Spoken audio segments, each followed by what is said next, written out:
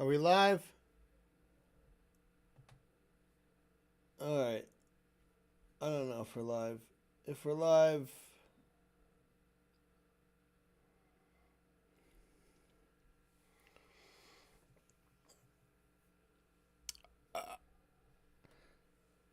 I streamed for like an hour playing the podcast, and the sound was incredibly distorted and unlistenable and unintelligible and fucked. I don't know why the fuck it was doing that. I literally can't fucking figure out what the fuck. Yeah, now this, I'm going to try to play a couple seconds of audio, and then I'm going to take my headphones off and turn on my other computer and listen to that audio to see if the stream is coming out good. That's what I have to do to test the audio to make sure everything's even coming out okay, because I don't know what the fuck I'm doing. I don't know why I can't just monitor the audio at the same time. I'm sure there's some way to do that, but I can't fucking figure it out. Fuck! I just get so frustrated. you folks, you're here. I shouldn't even tell these stories. That happened inside the day he went and spoke with the stars behind him. That's where they said they wanted him to speak. Mm-hmm. No, they And one group knew it was a setup to then claim, why'd he stand in front of the stars? Other group said it's all right.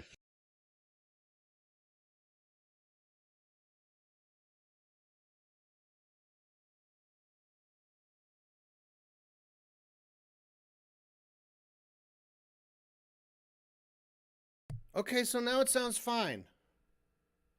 It's coming through and it's fine.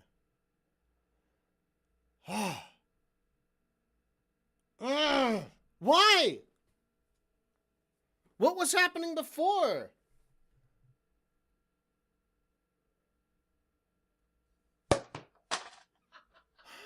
has no. And God damn, I just hate shit sometimes. This is part of what just get this. I have fucking mental problems. Like, it's obvious, but like this kind of shit can just throw me off so much. And it like gets me just so fucking flustered. I can't concentrate on anything that I'm trying to do.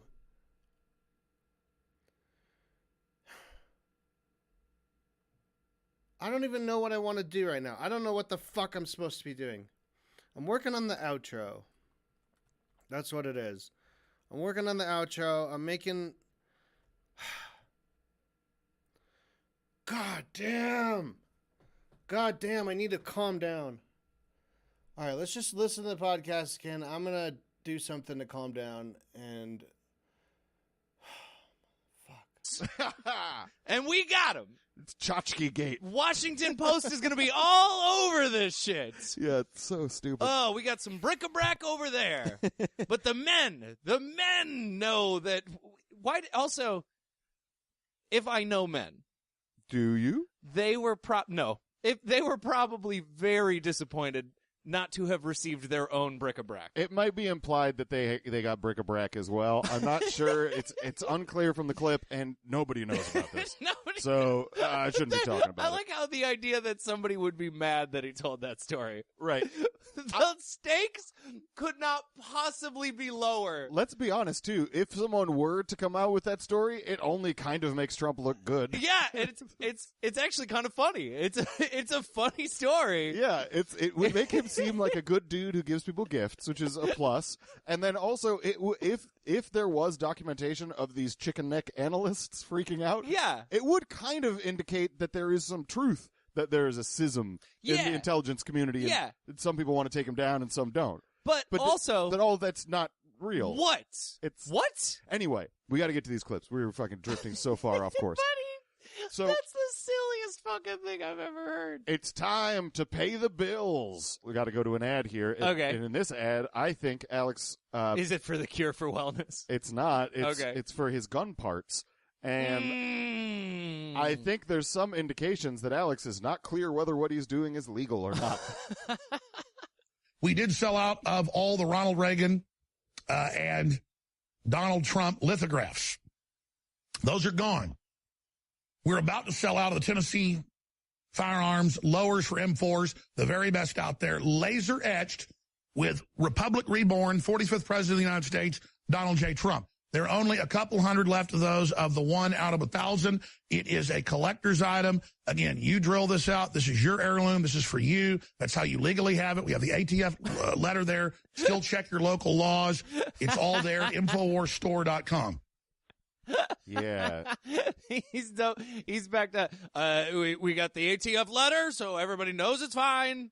Check your local laws, though, because it's probably not fine. I don't even know if that letter's real. A policy wonk would probably know the local laws. Well, actually, all of the analysts inside InfoWars were really excited because they were like, haha, we finally got you on this one, Alex Jones. yeah, that'd be so awesome if there was a group within InfoWars. But Alex Jones has a receipt. So yeah, I don't know if it's legal or not. I don't really care. I know that it's only a matter of time before they sell guns, if it is legal. The idea of a human being with a Republic Reborn Donald Trump stamped gun It's laser is the etched. single scariest thing I can possibly think of. And there's only a couple hundred left. That means he probably sold like 700 of them. He had to have sold plenty of those. Those guns will be used to murder you and I. Oh, man. You know that's how we go. That is an ironic ending for us, though. yeah. That's pretty much how we should go. Speaking about If DT makes it through this this whole thing, it's going to be public too. yeah, DT Donald Trump is my second favorite DT after Delirium Tremens. Either the condition or the Belgian beer. They're both Right. great. Anyway, this next clip, we're talking about irony a little bit there. This is ironic because Alex Jones, I think, is talking about himself a little bit in this clip. Also, that wasn't an ironic end. That was a fitting end. Ironic does not mean that. Yeah, I think Alex is talking about himself here, though, when he talks about how to engage with the globalists. Okay. The only winning move is to not engage the globalists in a discussion of their false paradigm.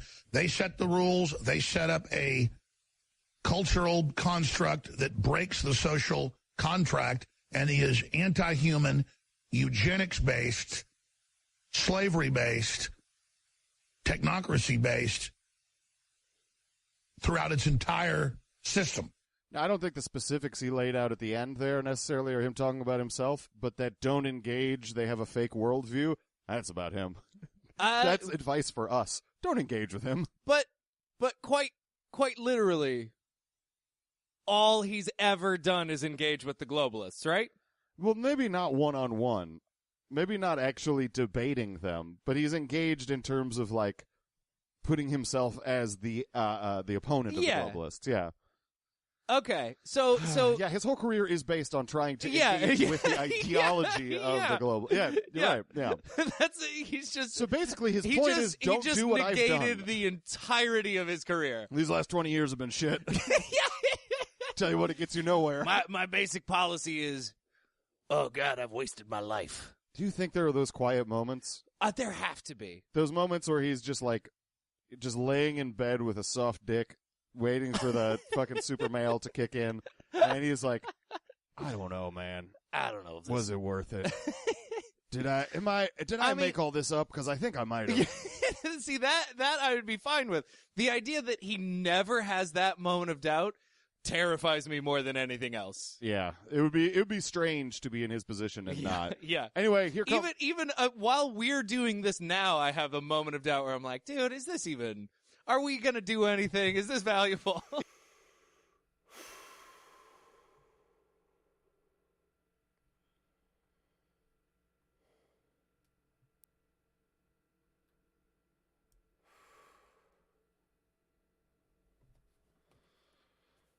Okay.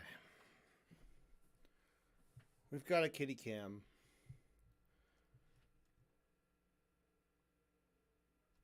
That's really the best news all night. Okay.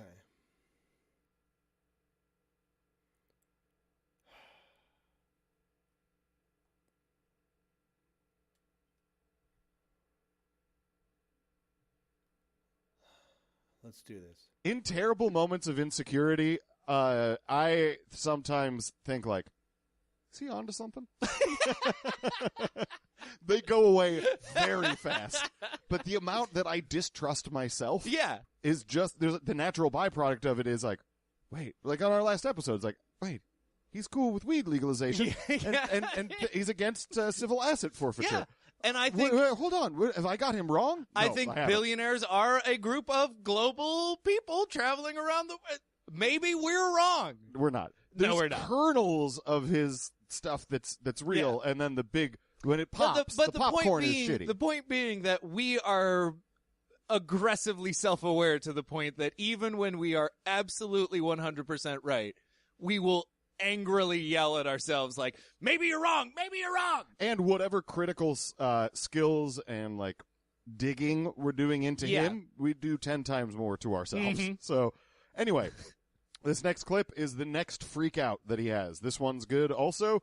This has to do with Sessions and the Russian situation, and then ends up getting, oh no, this also, my note that I have here is this, David Knight is in studio for this clip, and So we get to watch David Knight watch Alex Jones freak the fuck I out. start to feel a little bit bad for him because he just can't get a word in. And it's, Okay. yeah. This is unbelievable. And what's unbelievable is we just keep learning more and more and more and more. Meanwhile, the big scandal, we'll go into this now. I want to finish the clip, or part of it. And we're going to get to this, is Sessions as a senator, as the ranking member of the Armed Services Committee, publicly met. It was on his record on the Senate site that he had a meeting twice with the Russian ambassador. I went and looked it up. Schumer had many more last year than that. It's on there. It turns out this guy likes the Democrats, sat with them in the inauguration. It turns out he's buddies with Pelosi. It turns out he's buddies with everybody. It turns out Obama had 20-plus meetings with him last year as well. But Sessions has 2, and he's a Russian agent and lied when he was asked specifically. Franken read it, obviously No, by a you lawyer. just- Frank is not that smart. Knowing Sessions is a lawyer, we're told that in the press that surrogates on the campaign met with Russians about the campaign. He said, no, I'm a surrogate. I'm one of the top surrogates. Nobody met about the campaign with Russians. That is also not accurately saying what Sessions No, said in that and he also just revealed why it is that one is okay and one is not. What do you He mean? just said Spell it out. Pelosi had all of these meetings. Schumer had all of these meetings. Obama had all of these meetings.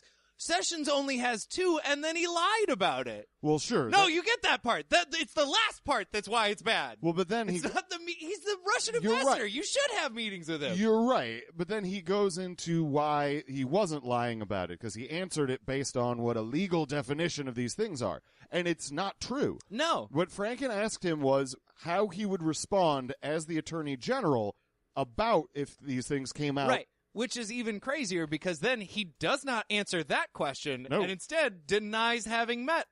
Yeah. Which is very suspicious. He doesn't answer the question as phrased. No. He answers a different question to try and be like, hey, look, It bro. wasn't me. Look, bro. Somebody's called me a surrogate before, but I'm not a surrogate. I've never even had a baby. Despite the fact that he has used campaign funds for travel and for... And nobody else on the committee, and it wasn't on his record. No. No. There were private meetings. Yep. All of these things are about the context of things. The context matters. Right. Now, And the lying part is a big part of it. Pelosi and Chucky Schumer have both come out and addressed these sort of arguments because Right. what he's yelling about, what Alex is yelling about, is about a post on Drudge that Trump also saw and tweeted about. Yep. And he talked about how we need to investigate all these. Yeah. And it's like, okay, you don't understand how logic works. You think you're doing a syllogism here, and you're not. That's You fucked actually it up. the subtitle of our podcast. You think you Knowledge know. Fight, you don't understand how logic works. No, and I'm not saying that I'm the most logical person in the world, but I spent. You are. You have years of college in I logic. basically have a degree. In Yeah, logic. exactly. So No, you're not the most logical person in the world, And I behave- but you're up there. I behave illogically, Mm-hmm. but the extent that I understand how logic works is, and I don't want to sit here and brag, but I'm a little bit. 'Cause I'm proud of it. Nobody is impressed by you knowing about logic. You can't brag about learning about logic. Nobody's like, oh, whoa, you're a logic guy? a logician. I just need I don't even like you saying that word. I just need it to be clear that I have studied the system of logic Yes. and how it works. Right. And when people misuse it, it drives me crazy. Which is a big reason why we're doing the show. Yeah. That's one of the things I hate the most Because about that's him. what Alex Jones does. Yeah. Anyway, back to the, And again, I've been reading up on the Russian ambassador, Yeah. who looks like, I think one of the big problems with him is that he looks like a Cold War era spy. boy. Like, he looks like he's straight out of Central Casting. He looks like the word frumpy. Yeah. He just is. And I'm The not here. word- I'm not here to body shame if Russians. if the but- word frumpy came to life, Yeah. it would be the ambassador to Russia. No, it's fine. It's fine. You should meet with the Russian ambassador, and I'm sure he's a cool dude. That's the whole point of being bet he an parties. ambassador. Yeah. You're the guy who comes over here and you schmooze. And he's got great vodka. And He's that would a be really very good stereotypical. schmoozer, But right? yeah, I imagine. I bet he would be super cool to hang out with. But that's what we're talking about. It comes down to context is what's so important. What was discussed? Why did they have these meetings? and why did you lie about it? That's also super big. So, I mean, like, Alex can obfuscate all he wants about other people meeting with someone who they should have met with. And, like I said, what I was getting to with the Schumer and Pelosi have both come out and tried to do their best to explain Right. that there's a difference between public meetings and private meetings. Yeah. And there's a difference about... Which should not be hard to explain. There's a difference... There's a reason there are two different words there. There's a difference between being a sitting senator in your official capacity that the media is informed about, meeting with diplomats, Right. and being, legally speaking, due to your use of campaign funds, a Trump surrogate Yep. for the campaign. Yep. At the time, if I recall correctly, he was in charge of the foreign affairs team. Right. So like that's It would be reasonable if he had no, reported it. No, it wouldn't. No, not the whole campaign funds and all of that stuff. But as a senator, Yes. Foreign Services Committee or whatever it Armed is. Services. Yeah. Armed Services. Yeah. If he was like, hey, or even in the Franken question, Mhm. if he had just said, oh yeah, I met with him a couple of times, we talked about some stuff. But that's not what Franken asked. Nope. If he had If he answered, just answered the right question. if he had just said, I would take that very seriously, and whatever information comes out, I will deal with impartially and fairly. If he Done. If he had just said that, this problem would not No, be there's happening. no conversation at all. Nope. And even if the news comes out that he did meet with Russians, he has not perjured himself. No, So he has committed 0 felonies. If he answered, everybody's so stupid now. he put himself behind an 8-ball. Everybody's dumb. And everybody, like Alex Jones goes out and he's like, hey, you know, the globalists want to try and take down Sessions. It's like, he did this to himself. He spoke poorly. Again, he's a half elf, half halfling Wizard? magician, Mhm. and yeah, he didn't have a chance. The evidence is stacking that he is not our tank. No, He is not. He does not have the hit points to withstand this. So I mean, I don't know who's next in line, but you know, like in terms There's, of like- once he falls, I don't know who's next. Oh but- man, it's all gonna come Because down. Manafort's already out of the administration. Carter Page is only loosely connected to Sessions and Right. the administration as a whole. I mean, Kushner could be next. I hope guess. so. Yeah. He seems like a dick. Let's Oh. get rid of him. Man, does he seem like He a dick. seems like such a dick. Yeah. Anyway, let's keep going with this clip. We have yet to get to the point where Alex really freaks out, which is just my favorite thing in the world. Okay. They go, oh, you lied. You met with a Russian. Not in the campaign capacity. You ask a lawyer. You ask the head of the DOJ. Which is him. Right. At that time being confirmed, and he gives you the perfect lawyer answer that a judge or a detective wants. He gave you the absolute boom spot truth.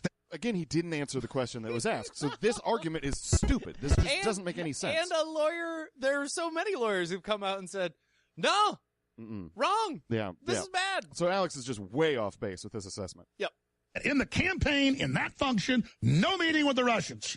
Again, he used campaign funds to go to the RNC, which takes him outside of his role as a senator and puts him into the context of being a part of the campaign. I think we've hammered this point home. Alex is lying.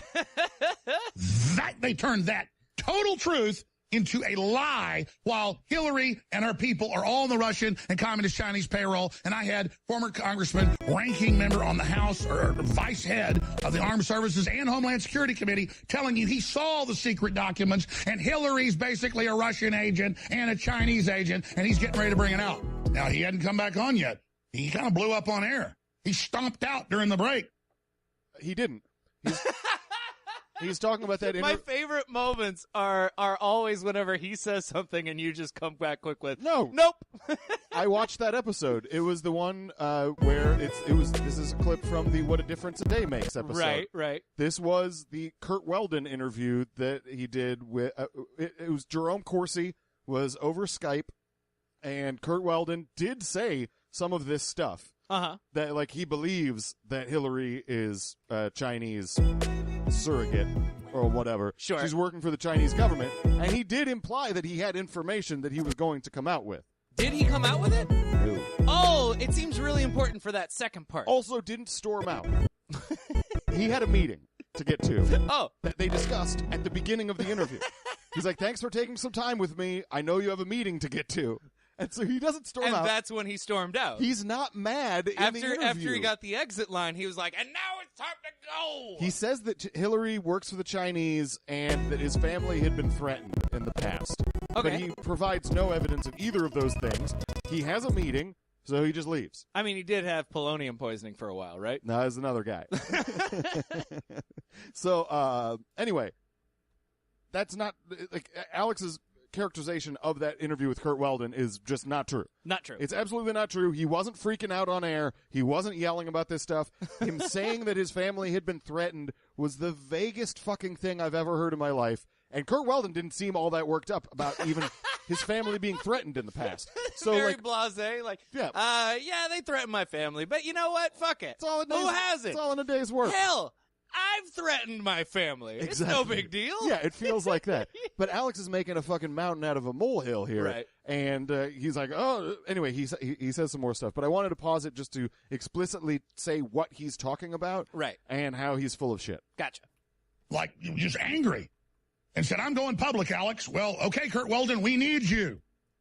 Because they're threatening him, going, don't you release that classified hearings? They had classified hearings, and they decided it was too bad for the country to come out that Hillary was a Chinese communist agent. She was paid off by the Russians, but they weren't running her. Wait, what? So, okay. Now we're in some whole other... Okay, so... I assume... Hillary is a Chinese communist agent. She's an agent. But she was also paid off by the Russians. Yes. So... Well, the Russians thing is he's talking about that the uranium deal. Right. He's talking about that he's completely misrepresenting. Of course. There was a Canadian company that ended up, they had access to like 20% of our uranium. Yeah. And they had a deal with Russians. Wasn't that whenever Trump gave that press conference and he was like, hey, you guys know what uranium does? Yeah. It's some bad stuff. Yeah. You can make nuclear weapons out of it, guys. And nuclear war is a bad thing like no other. Like no other. Yeah. So, it's I mean, at the very least, it's up there. Yeah, but it was a deal. It's almost as bad as climate change. It was a deal between a Canadian company that owned these resources that happened to be in our country, right, and Russia, right, or a Russian company, and it had to be approved, right, by our government. But right. It was basically a formality, and Hillary Clinton, even as the Secretary of State, had no authority to stop it. As I understand it from everything I've read up on the deal, she's the like only 8 steps removed from it. The only person who could have actually been like, no, absolutely not, would have been Obama. Right. She really doesn't have standing any authority whatsoever. I assume that's what he's saying about she's bought off by Russia, but she's actually a Chinese agent. How hilarious would it be if what had happened instead is if Hillary got elected, instead of this chaos with Russia, the exact same shit plays out just with China running the government instead. That'd be wild. We were screwed no matter what happened. I would love it if Hillary became president. She's like, first thing on my agenda is turn the rest of those frogs gay. Something like that. Anyway. Yeah, why aren't more presidents deadpan in their first address? Had former high-level and current CIA people say, yes, Alex, you're right. Hillary is a Chinese agent. And it's come out, though. It was in the news. They're Chinese communist agents. Forget the Russians. Okay, the Russians have a lot of great science. They're great people. They got a lot of corruption, though. They have the GDP of Italy, folks. The Russians aren't the threat. The Chinese communists are out of control, and they've bought off our government. And this whole thing about Trump is to restore America. Do you understand that the intelligence agencies, or branches of them that are patriots, are the ones that rebelled against this alliance with China and the communists and the Wahhabist Islamists and said, that's too far. We're getting behind the people. And Trump was put in by the voters and the patriots in our government, not the Russians. Trump was put in by Alex Jones and the listeners of this broadcast and Matt Drudge. He was not put in by the Russians. Go ahead, David. I'm sorry. Alex, when they did this to Flynn, how many words does he get what they have just done is a self-inflicted wound while they're swimming in water with sharks. And they're going to come after them again. And that's precisely what they're doing, trying to twist this into something that it wasn't. As you point out, he said, yeah, I'm in Washington. There's a Russian ambassador in Washington. I meet with him a couple of times. We didn't talk about the campaign. And I think the same thing is true of Flynn. When this was, he's talking to him. Same thing. It's all admitted. Once he stood down, they go, of course it was no big deal. Yeah. That's the best David Knight's ever been, because he's clearly feeding off of Alex Jones's energy. And he's like being He's Nate trying Dogg. so hard. He's like, I got to get as many words in as possible because I'm about to get run over. You can see in all of their faces. Owen Schroyer was in another studio, so it was like picture in a picture, so he wasn't quite as browbeaten. But Darren McBreen and David Knight were both looking at him terrified. They both were like, Do you think he has gone out back and gotten a switch from a tree and beaten David Knight before? No, I think he's made David get the spanked- switch. You're right. That's Texas. That's how they do it out there. I forgot about that. Go get a switch. Go get a switch, boy, and don't make it too small. So, this one ended with a nice lie at the end about how, like, once Flynn stood down, everyone's like, hey, no big deal. No, it's not no big deal. It's just now he's not in an official capacity. We can take a little bit of a step back in terms of investigating him. Right. And as the investigation proceeds, all of his ties are part of that. Right. No one is like being like, oh, no big deal. It is a very big deal. They're still investigating him. Yes. It's just, so it's just not now like, that he's stood down. He's just not in the news about it. He's not in the government anymore. He's not the national security head. So, like, that's why people are like, okay, we can breathe a little sigh of relief. This guy who's clearly in some fucked up shit, he's not in the government. We can deal with him at our own pace. Right. So that's why it feels like people don't care. It's because we have other people we need to get out of that government. Yeah. Oh, so many. We need to get so Bannon many. out we real need to get hard. almost all of the government out. Yeah. Is there any... so, I've been reading the Constitution. Can Brag. we add... Humble brag. It took a while. There's the humble brag. There's almost like 1,000 words in it. Yeah. Can we all agree to add an amendment that just says, like, hey, sometimes if we get enough votes, we're going to do a do-over election. Like, can we get a do-over clause in the Constitution? I mean, we've talked about this, the idea of being able to vote no confidence. Like, the public being able to vote no confidence. I think would be a really good addition. Think it's the only problem is we're still relying on the public to know what's going on, and they're the ones who fucking put Trump in there in the first place. Well, not based on strict numbers. That's true. Who cares? Here's some more shit about Sessions, and he lies about what happened to Flynn. If he'd have said, as a U.S. ranking senator on the Armed Services Committee, as the ranking Republican, have you met with the Russians? Well, absolutely. I've met with one of their top generals. I've met with their ambassador several times. Just this year, I've met with some of our generals, some of their military people at a base inspection I attended a few months ago. Yes, there's a whole list of that in my file. You can see my itinerary for the last few years posted at us.gov, Senate sessions. Boom, it's all right there. These are public meetings. These are completely above board. Are they? I looked it up. No.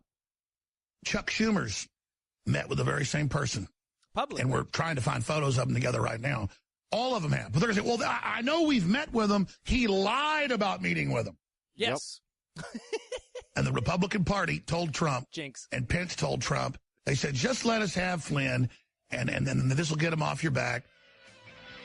And before Trump could even get rid of him, Flynn just resigned and said, I'm not going to be part of this. To lie. And now, they're going after Sessions. Doesn't matter if Sergei Kislyak sat with the Democrats during the speech and is a known handler of Democrats for decades. Doesn't matter. They'll try to blame a guy from Alabama who's as patriotic and Americana as basically John Wayne. I believe that's code for white nationalist, right? Yeah. But Pretty sure that's code for white supremacist. When he talks about the Russians being the handlers of the Democrats for decades, he's talking about like the 40s. Yeah. He's talking about stuff that happened like when my parents weren't even alive. You know, so it's like, okay, right, great. I mean, sure. Great point. Not really. But also the Democrats were against civil rights at one point. Yeah.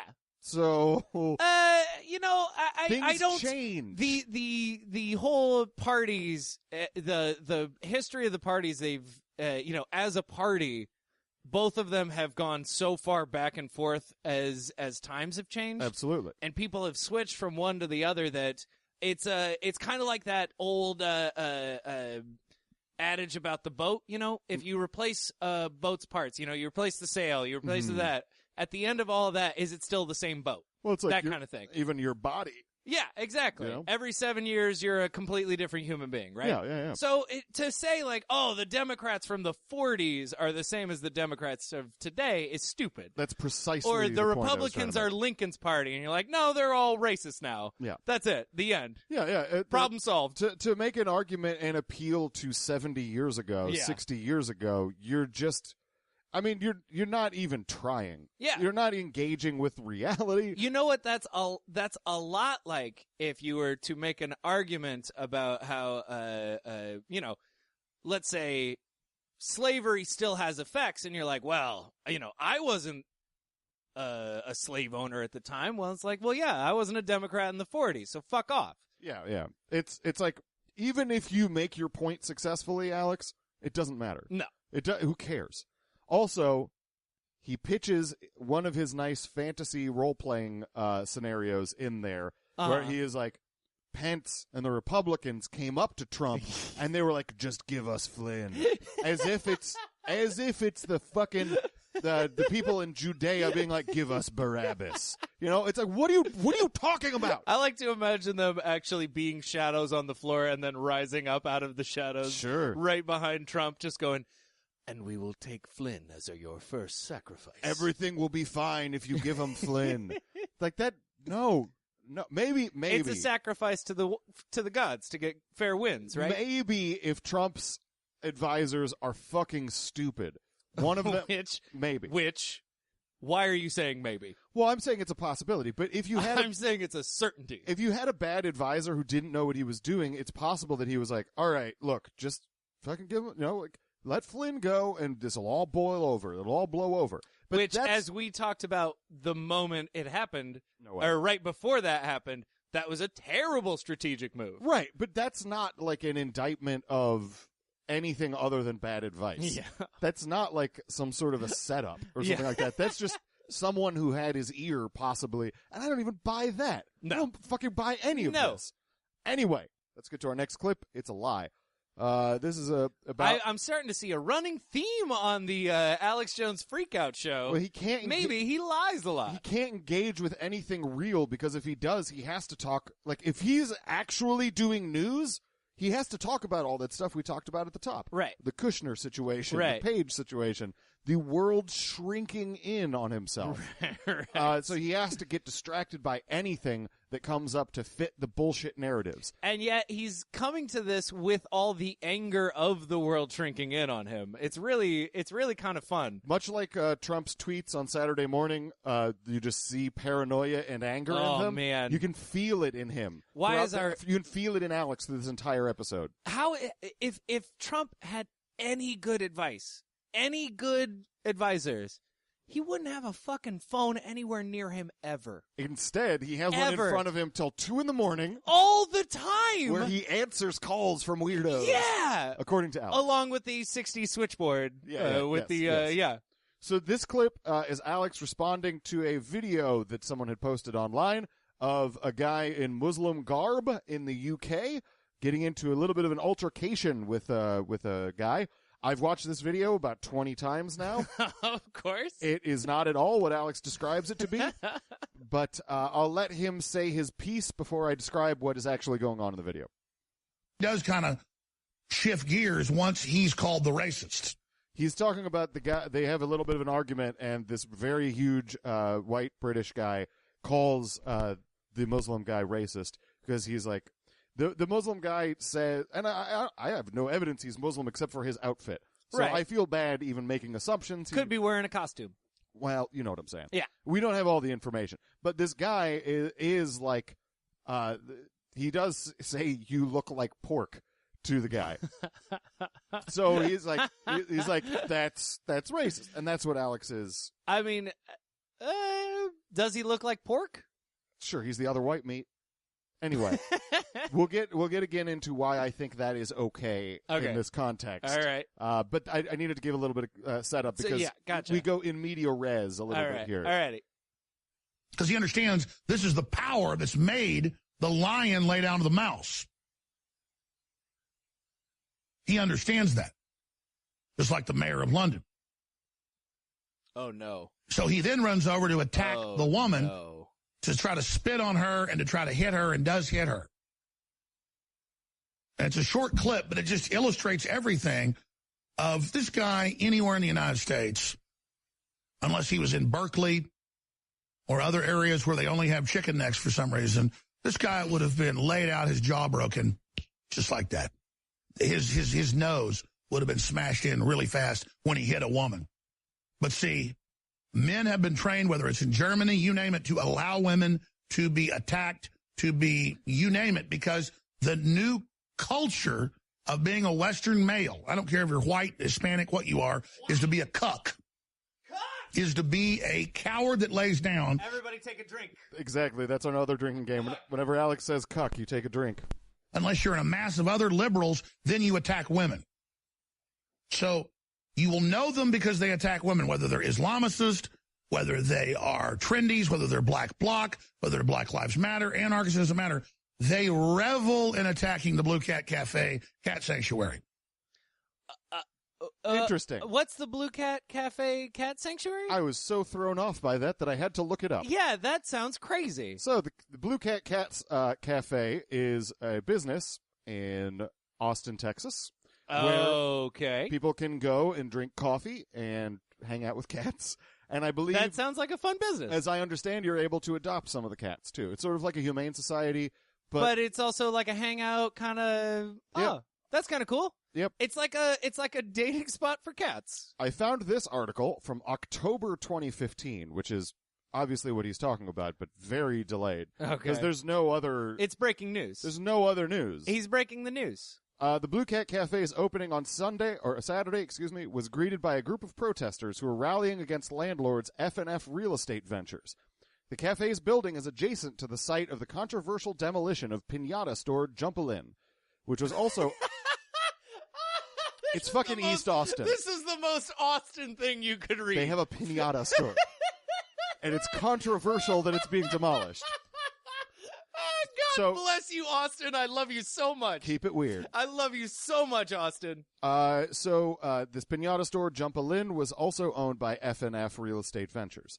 That lot is now being used for the cafe's parking. F&F, run by Jordan French and Darius Fisher, attempted to host a South by Southwest party in March and create a food trailer in February at the address, but failed on both accounts. As I understand, they couldn't get permits or something like that. Okay. So anyway, East Austin... Just like basic government shit. Austin is an incredibly weird city, and I have a little bit of insight into it because my parents live there. Right. And my dad is he's pretty involved in a lot of, like, he always used to be very into anti-Iraq war protests and stuff like that. He's engaged with the community. Right. And there is a massive problem of gentrification around Austin. Of course. There's a lot of buildings that are being put in areas they shouldn't be. There's a lot of destruction of classically diverse businesses. Right. Now, the premise of a pinata store, first of all, is crazy. I can't imagine. yeah. I can't imagine the need for pinatas is that high. How could you?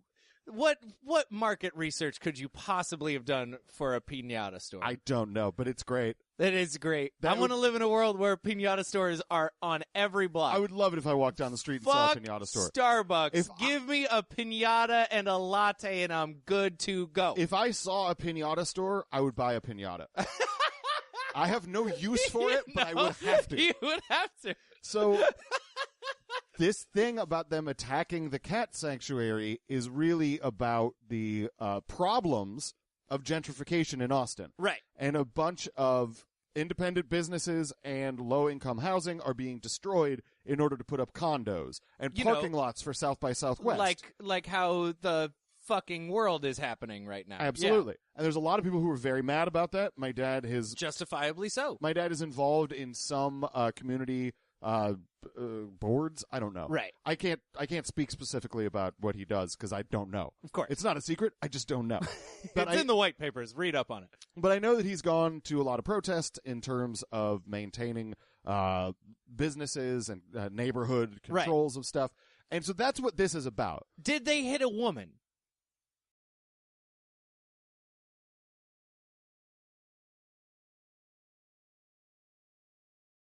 No.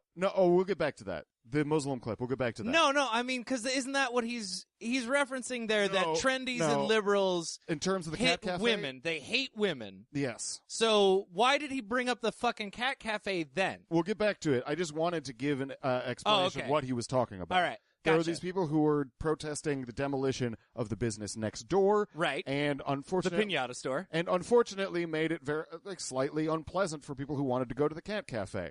But it's like, so they were chanting outside, "Pet your cat, sip your tea" on the ruins of Jumpalin. And then also, all right, fuck you, Austin. Save East Austin also were a lot of the signs and stuff like that. That's the worst chant I've ever heard. Yeah. And the argument of the protesters were the cafe's animal welfare work doesn't mean it's excused from accountability to a community that obviously is going through struggles, which is agreed. It's a fair point. Now the cat sanctuary, their argument was, we wish for the best for the business owners next door. That isn't like it's not our job to save every business. It's a capitalist system. Both sides are right. For better or worse, that's the world we live in. Both sides are right. Right. Basically. Yeah. And Alex takes it as like these Antifa black bloc protesters are attacking this cat sanctuary because they hate nice things. They hate these cats. So, anyway, he says more about it here. But I just wanted you to have a... Gotcha. Because otherwise you'd be like, what the fuck is he talking about? What the fuck is he talking about? And protesting it every week. And knocking the windows out and putting super glue in the keyholes and stuff so that people can't get in and the cats starve to death. They revel. He's totally put super glue in keyholes before. But he's also making He's just revealing that he is, in the past, put super glue in keyholes. We were all young once. In bullying whatever's weakest. Because that's their spirit. And so this is what the government of England thinks it needs more of. Here it is. Go. Yeah? Yeah. Have you got? I f***ing live in this country, you prick. Yeah, me too. F***ing knobhead. Vet vad din pudding är där. Yeah, kurva your mum, you son of a bitch. Yeah. You're not allowed. Yeah? You're not allowed. I'll fucking move your fucking phone out my face before... Hey, wait a minute, guys. You said you had that bleeped. Yeah, there's the problem is we have to delay that. All of it's cussing, so we can't play it. Can we get the part where he talks about you look like pork? That's what Alex is most interested in, is a nice catchphrase. But like I said, I watched this video many times trying to suss out what was going on. Yeah, because I did not understand exactly what was going on at all. Okay, so basically, there's two cars, and the Muslim guy's car is in the front, and it's clear that the guy has just hit his car. Right. So there is probably a minor fender bender going on. Right. And the guy, the video starts with the Muslim gentleman taking a picture of the guy's license plate and getting harassed by the white guy. Okay, so we're off to a good start in supporting Alex Jones's ideology, right? The video doesn't include exactly what the white guy says, but... I can assume it's great. I'm sure it's offensive. I'm sure it's just, hey, excuse me, sir, I would love to pay for the damage to your car. Also, the white guy, I mean, he seems unrepentant about or unapologetic at all about the fact that they have gotten in a little accident. Sounds like it. But so it starts with the Muslim guy saying, "I'm allowed in this country. So we can assume that the first thing the white dude says is something along the lines of, Get the fuck out." Get the fuck out of my country or something It's like that. probably selective editing. I bet Yeah. the original clip that was never I bet there's a longer version on someone's phone that isn't online that Of has him course. saying something fucking atrocious to Of this guy. course. So the Muslim guy is mad, but he's not mad because he's an evil Muslim who wants to invade your culture. He's mad because he just got his car hit, and this guy is being a total asshole to him. And the level of existential fear that guy has to have now every single day is like, I would, if I ever lived with that kind of level of people are all day, every day on TV shouting about how I'm evil in a very personal way, I would not be shocked to see me lose my shit, even if his face even is if in that guy, video too. even if that guy was fine. Yeah. I would still be terrified. Like, you're reacting yeah. So His I face is- understand why we're angry. His face is in this video, and the video, I legitimately could only find it posted on accounts that were like, see how evil Muslims are? Uh-huh. Nobody had it posted in like a positive light. But if you actually watch the clip, the only acts of violence he does say you look like pork. But that's after a he's solid- clearly been insulted, and that's kind of fun. It is kind of fun. It's whatever. That's not, and how is that racist? I think... I feel like that's more about fat, right? yeah, he is a kind of fat, tall dude. It seems like it's more like, hey, you're a fat dude. Even if you want to make the argument that it's racist, fine. But it's like, But also, that's like signaling, like, hey, I hate you, but I would never eat you. I'm not offended by it either, because I know that if I were in the situation, I would approach this guy with like, I'm so sorry I hit your car. Right? I'm so sorry. That's Would the you like first thing you would say. Would you like to trade information? And then he would never say you smell like pork or No. anything like that. No. That insult wouldn't come out unless he was being attacked, which he clearly is in the video. Yeah. It's insane. So he ends up knocking the girl's phone camera, which is what Alex is saying. He hit her. He doesn't. Mm-hmm. He knocks her camera, and because of how videotaping works on a phone, Right. whenever you hit a phone, it looks like someone has fallen over. Destroyed, yeah. Yeah. Oh, you killed her! Yeah, it's just like, Yeah. it just, And she was doing it portrait style, too, not landscape. Well, then I'm immediately not on her side. and so this guy and the Muslim guy getting a little bit of a stare down. Uh-huh. He's like, what are you gonna do? That sort of thing. Like they're just standing. They're Face to doing face. the bro fight bullshit. Right, and that deteriorates, and the lady starts saying, "You're not allowed," which obviously is in response to him being like, "I'm allowed in this country," Of course. and she's saying, "You're not allowed," right. and Because you're not white. He is offended by that. Goes up to her. I can't tell exactly if he was going to spit on her or if he's just so worked up he ends up like loogying a little on himself. Right. He doesn't spit on her. No. He just has some saliva come out of his mouth. And then he is like, get that phone out of my face. Okay. I don't think he does anything wrong. Yeah, I mean, he like, the worst thing I can, like, in my estimation, the worst part of that is the whole bro stare down bullshit. Like, at any point in time, he did have the option of being like, fuck you guys, I've got your license plate, I'm just gonna get the fuck out. Sure, but then it goes That's back the only thing I can think of, and that's just dude shit. That's not Muslim anything. No, that's we toxic should be masculinity. angry at dudes. Yeah, it's just dudes. Every Muslim thing that they say is bullshit. It should just be like, hey, no more dudes. Well, that's why it always comes back for Alex about cucking and stuff Yeah. like that. It's because it is an attack on his masculinity. It is sexual for him in some ways, which yeah, is it is. really fucked up. I don't understand. Like, I agree with you that there is a better way to have dealt with that. Yeah. But I don't think he's I'm wrong to be mad at all. And in no way am I saying I would have dealt with it that way. And even I'm based- just saying, like, now in the perfect quiet of this situation, Yeah. I can say, here is the best probable way to do this. Yeah. I'm not saying that if I had just had my car hit and somebody had just come up to me and exploited the very fear that they have been told every single day on TV is coming for them, that I would react in a reasonable and logical manner. Right. I would almost certainly lose my shit. That drives me fucking crazy. I hate. And they're blaming a religion for that? Yeah, I hate. Oh, Fuck you. Let's go to a couple of quick lies here. Get them out of the way. This one is about the radio The stations. quick lies section. Trump said the fake media, that is the MSM, is the enemy of the American people. They are the enemy of humanity, folks. And it's just a prima facie truth. Well, they're losing control of the media because of independent media and because of the internet. So, I mean, these, the 6 big corporations that control 90% of everything you read and watch. These are on death television, throes. They need to capture the internet. They need to gain control of the internet. So that's what they're trying to do with this as well. That's right. Let me tell you what they've done to us. Again, we don't even list all of our affiliates anymore. I've asked GCN not to. Because the old tried and true tough ones, Because we have lost. we put them up because they don't mind. They know somebody threatened them or whatever. It's just a bunch of bull, 100 times out of whatever. Also, We don't list those because there are not as many of them anymore. Also, in episodes as recent as a week or two ago, Alex has claimed he doesn't still work with GCN, Genesis Communications Network. Of course. So he's just clearly lying.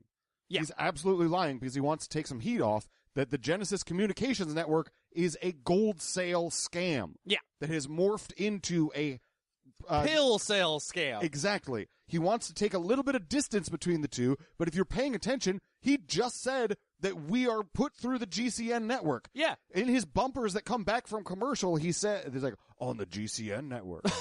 So, like, So he's trying to go both ways there. All right. I like his style. I like his bald-faced bullshittery. but anyway, he has more bullshit about these radio stations being threatened, which is fucking hilarious. Gotcha. They don't very, very rarely is it serious. But new ones, we learned so they don't get boycotted or threatened. We just don't list our affiliates. They're in their local area. Everybody's hearing them. The word's being spread by our listeners. And then the globalists can't even find out who to go after because they don't have the intel. And that's how we've gone over 250 affiliates now from like 170, 180 being our top was not listing the affiliates. I had that feeling a few years ago. We started doing that. It's really worked great. We talked to the affiliate managers at the stations. They get it. They understand it. They understand what's the point of me nationally saying who you are. It does nothing for you. I just say local, support the station, spread the word there. The enemy never knows, and they can't go after them. Again, this is a war, folks. This is hardcore. So that's a lie. Here's another lie. Knowledge Fight is now syndicated on 4,000 radio stations. Oh, shit. Are we? We don't list them. Yeah. Why would we? Yeah, it's absolutely. Well, look, because then Alex Jones will be able to fucking find us. Yeah, absolutely. We're on We're on literally every fucking radio station Dude, in the country. we're on the internet, and that's like the biggest radio station. Right. Anyway, the idea that the I mean, globalists... although David Knight does make a good point about the fact that's that Breen. 6... That's Darren McBreen. Oh, that's Darren McBreen? Yeah. All right, fuck them. They're the Sorry. same. They're the same Who shitty cares? tone of voice. Side Alex. Side piece, Alex. No, there are 6 corporations that own everything. That's bad. No, I don't like it. It is. I agree with him there. That's an issue that needs to be addressed. Exactly. But also... And you know what? They are trying to own the internet. They are getting rid of net neutrality. Yeah. They are letting Trump seems corporations... fine with that, and though. Trump is for it! Yeah. So, but the idea that, like, the global... It would be really ironic if all of the things Trump... Like, all of this blows over. Trump gets his whole agenda... And because of that, Alex Jones gets kicked off the internet. That would be the most ironic thing I can think of. I would write ancient Greek style tragedy about that. Like I would write you laughing. Icarus flew too close to the Trump. You laughing would be the chorus of the entire play. But like this idea that like if we don't list the affiliates, then no one they don't know and what they do won't you kick mean? us out. But here's the deal. When I was younger, How easy is it to find those affiliates, though? if you're local, you fucking know they're there. Yeah. When you I would was just ask. You could just ask around. When I was about 20 or so, maybe a little bit older than that, timeline's a little vague in my life, but I was in college, I believe. Anyway, Michael Savage had started saying a bunch of really violently anti-Muslim stuff. Right. And my dad is a religious studies professor and is very plugged in with all the communities. And along with the Muslim community in town, he was involved in a campaign to get Michael Savage taken off of the local radio station. Okay. It was a grassroots local thing that happened. Right. It was not the globalists. Wasn't censorship. No. It was just, hey, we don't want this here. Yeah, you make money off of him. We don't want to be a part of this. Yeah. He is awful. And it was successful. They got the show taken off the air. Great. And Capitalism. right, but so his argument that it's the globalists coming in and like targeting little local radio stations and stuff like that is bullshit. Well, So even often- more bullshit is the idea that the globalists, because he doesn't list them, the globalists with their nigh on infinite resources still can't find him. Right, that's stupid. How could you? That's the fucking only stupid. way you could find him is if Alex Jones listed him. And I don't believe for a second that like radio stations have been threatened and stuff like No, that of course because not. they. But if you're like, he would it's say victim that shit. very protest that you just described is threatening the radio station. Yeah, or That's what he's saying. Or it's he would probably paint it as globalist forces Right. invading free Right. speech. And No, what it he wasn't, it stopped was listening he stopped listening to them because there are a lot fewer of them. yes, absolutely. And but like it's not censorship. It's a community that feels threatened and offended for no reason. Yeah. And they just will not put up with it.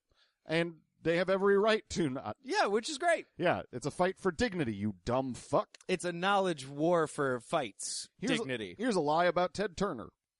You got Megadeth. Why? You've got Gigadeath.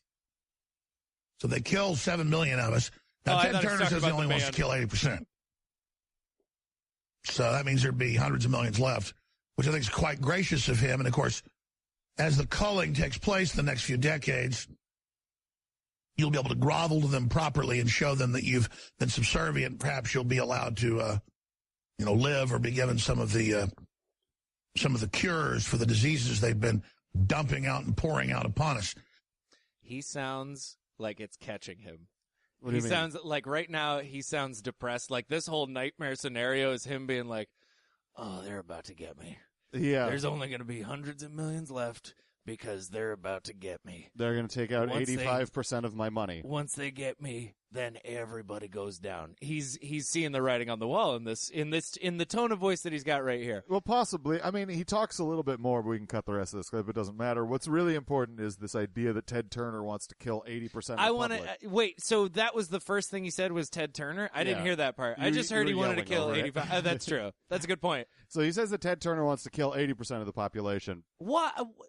Does he explain does he give a reason? In 1996, Yes. Ted Turner did an At the height of the Atlanta Braves. yeah. Ted when Turner, Ted Turner roamed the earth like a god. he did an interview. He owned the WCW back He then did? too. Yeah. He did an interview with Audubon magazine where he said that So the white paper. he said that an ideal population for the world would be about a 95% reduction in population, which is even more extreme than what Alex says. But if you just take that snippet, it sounds bad. yeah. But what he proposes is actually that how we should achieve that is over the next 100 years, encourage everyone to have 1 or 2 children in order to massively decrease the rise in population that we're having. Which is a terrible idea, as we already saw in China. Agreed. Is the worst idea. Agreed. Yeah. But it's not about killing tons of people. No. It's just about being more judicious in terms of our future. Yeah, if Now- he wanted to pull a Who Wants to Kill 85% of the population, he could have gone with literally any of Bill Burr's specials. Now, another thing that Ted Turner says very clearly is all of it has to be voluntary. He says that repeatedly. He says all of these ideas would have to be implemented voluntarily. I don't want to force people to do these things. So that takes away a whole lot of his Alex's head of steam. Now, beyond that, That's still a weird interview to give, though, right? That's Very. a weird conversation to have. and that's what I want to get to. Beyond that, Ted Turner is crazy. Yeah, that's right. I forgot about that. So Ted Turner's batshit insane. yeah, so like it's not a nefarious I want to kill the world argument as much as it is a crazy person with a fairly reasonable idea that could never be implemented. Not a great idea, but No. it's not terrible. One of my favorite Ted Turner quotes was he was talking about his life and he was saying like I believe the question was about his like frequent marriages. Uh-huh. And he was like, at the end of the day, you live and look, I never did anything with any kids. I'm slightly paraphrasing, but that's a great quote. That's like, all right. I mean, you know what? Not all of us could say we're so lucky. He's right, though. Like, the spirit of what he's saying is right. It's like, you want to insult him about getting married multiple times. Like, we fucked up our marriages and stuff. There's nothing morally wrong with that. Hey, do you know how many genocides I've committed? Very few. Goose egg. Well, I mean, he's Ted Turner. Who knows? We are coming up against it because I know that you have to get out before too long. I got plenty of time. Okay, I'm going to cut a couple clips that aren't important. But let's get to this next one where I think Alex is again talking about himself. This is another massive distraction tactic from the real issues. This is stupid. Very, very, very stupid. So stupid. Man, this is such a deceptive, manipulative thing. We've got to stop this. We've got to do something about this. These people have got to be stood up against. I mean, they've been caught lying over the years, so they're just quadrupling down. Now, speaking of dehumanization, I've got several articles I want to get to here coming up at the start of the next segment that really ties into what Owen's about to hit on. And we've got the article that we're going to be showing on screens. We can scroll through that for TV viewers. But they're not just degenerating the family. They're not just saying there's 100 new genders, and if you're male or female, that's bad because that hurts people that are the other genders. So the original gender is hurtful, so that can't exist. No one's saying They're now having body augmentation or changes that's going past people getting all these face surgeries and things until they look like the cat lady. It's now saying, "Oh, I'm an alien. I'm not even human. I'm a celebrity." It's turning yourself into a carnival show, Barker, a carnival show, freak show, so that's how you, quote, make a living, is not being part of the human system. So humans look at you and think there's something wrong with you. And what the system's doing is taking mental illness in many cases and also making it fashionable and cool. This is another psychological virus they admit that they've injected into society to confuse everyone. Then they have the corporate media hold it up as if it's something beautiful and powerful to further accelerate the downfall of civilization. But humans can organize together, recognize the disease and the filth, the poison grapes, the poison berries, and teach others not to eat of them and go away from the poison fruit. We're right back in the Garden of Eden. We had the knowledge of good. We weren't dumb. It's the knowledge of evil is the virus of mental illness. So that's stupid. That's okay. So let me try and get through the. Are you gonna try and parse this? I'm trying to bounce from point to point the way that he did. All right. So 100 genders. That's bad. Right. People are getting body modifications to look like aliens. There was a story that came out about a guy who got surgery to become a genderless alien. Yeah, I'm cool with that. I'm fine with it, but it's also I feel the media does not. He just read Transmetropolitan. But that's exactly what he's describing right there. But also, the media doesn't hold up that case and be like, look how awesome this is. No. The media is like, I mean, I would. I think that's kind of awesome. I think most of the reports about this are much like that girl who got plastic surgery to turn into a Barbie doll. Right. Or Octomom, even. That wasn't surgery, but it's like... There have been guys who willingly castrate themselves because they just don't want to deal with that. That doesn't sell as well. No. But like there are these instances of people... I'm definitely sure that Alex Jones would never even acknowledge the existence of men who would willingly do that. That's so anti-male. Then he's going with the don't eat the poison fruit. Right. Which, again, he does not understand the whole point of that whole story whatsoever. It's hard not that it's the whole point is you can't have the knowledge of good without the knowledge of evil, and the knowledge of evil without the knowledge of good. Yeah. You don't get one or the other. You have to have both. Mm-hmm. So once again, he does not understand his own theology at all. No, he doesn't. But he also, in a little bit here, he's gonna really make it clear he doesn't understand any theology. But yeah, it's just it's stupid distractions. There was someone who got surgery to publicize themselves, right? And he just was like, "Oh man, I got to turn this into something about the globalists." Right. It's just someone who had a fucking weird idea, did it.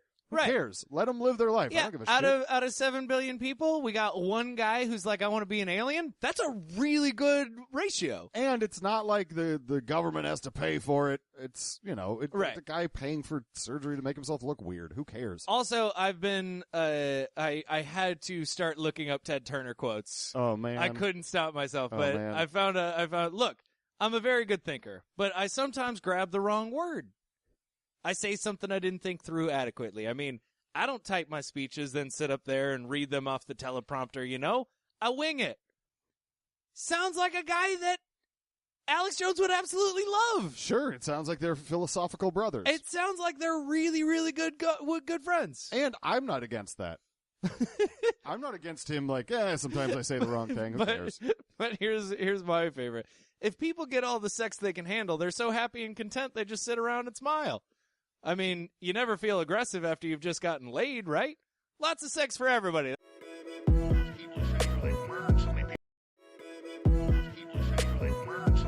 Before they rolled out the COVID shot, just get some numbers up, they would cocoon you in a bag, put a catheter in you, and then murder your ass. Talk about a captive audience there in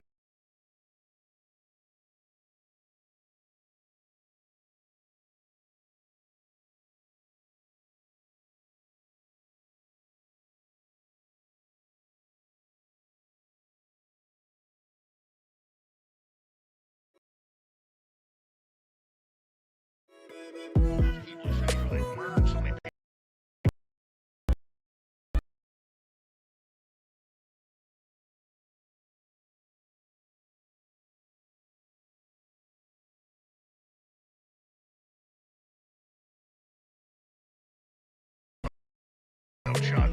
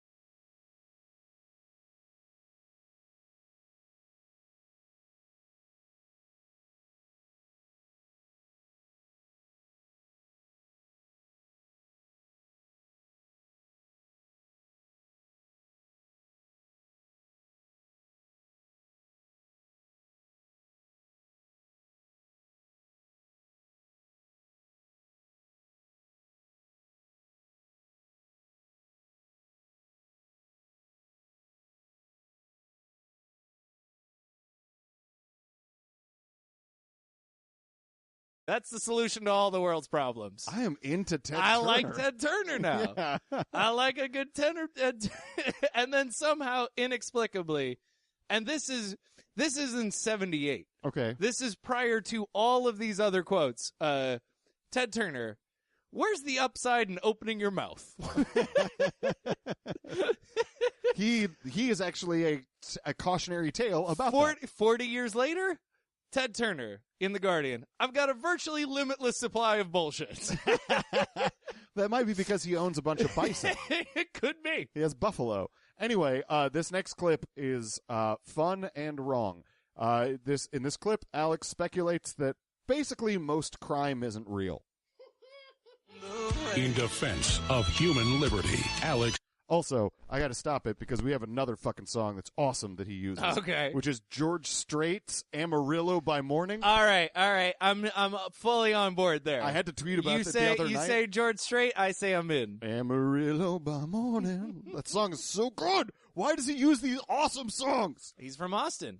Why does he love cat cafes? He's a man of many contradictions. He doesn't like the Cat Cafe. He just uses it as a bullshit example. I bet he loves the cat cafe. How could you not? How could you not? You know, Trump told the Attorney General of the state, when you guys pull me this article, thanks. Amarillo On Monday, before the speech, he said, I'm going to decry these Jewish centers being attacked and these tombstones getting knocked over. But we need to investigate this being a false flag because the media was blaming it on Trump.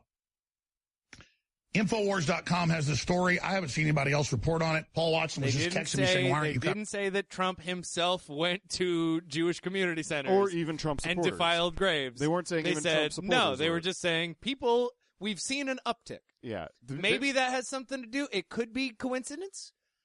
Correlation is not causation. No. We all know this. However, it does seem highly likely that an uptick in anti-Semitic rhetoric and an anti-Semite in the White House does kind of say that it emboldens anti-Semites all over the place. Literally the first president since World War II to not mention the Jews when talking about the Holocaust.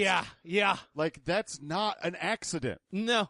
And when you have people who are already anti-Semitic, they feel like, fuck, it's game on. Now we got one of our own in there. Well, also, now we can play the game. Also, in the same way that Alex Jones feels like now is the time to strike against the globalists. Exactly. These anti-Semites see like, there's never going to be another opportunity. We have to go now. And the idea of a false flag Jewish person defiling cemeteries is so silly. Well, unfortunately, there was.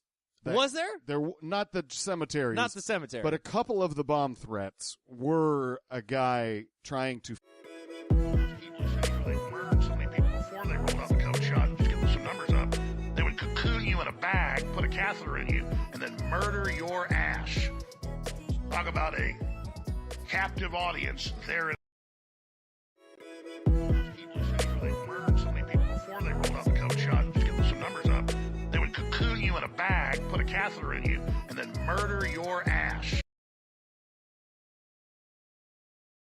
Fuck with his ex-girlfriend. Yeah, he wasn't Jewish, though. No.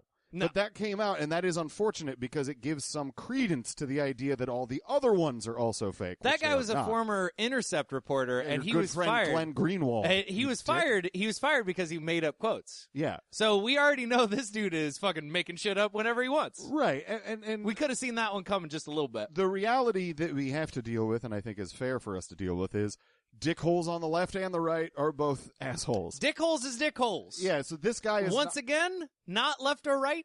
Dudes! It's dudes! This guy is... Dudes are the issue! This guy is jilted by his ex and calls in bomb threats to Jewish centers to fuck with her. Which is, again, not a left or right issue. That is dudes! But it's very similar to the beginning of Gamergate. Yeah, no shit. So this is the... Fucking this is dudes. the fucking awful cycle that we're trapped in now, basically, is these really angry dudes. Toxic men. Right. And then you have Alex Jones, who's fucking way on that tip. Way on it. Trying to... Cupcake! Trying to misrepresent the news that's happening in order to fit that narrative. Right. And it's... Once he starts doing all this, like, all these racial crimes are fake. I've never seen white racism. Ugh. Also... But Nazis are totally not racist, except they're happy with me. And then pitching white genocide type narratives. Ugh. I believe when Tyler Snodgrass was filling in for you, he asked me if Alex was a supremacist, and at the time my answer was, I don't have enough information. I'm not sure. And at this time, as a press time on this episode, you betcha. I don't think it's a definite yes, but man, I'm much closer. I mean, his behaviors are would he? are Yeah. very Is he gonna say he's a white supremacist?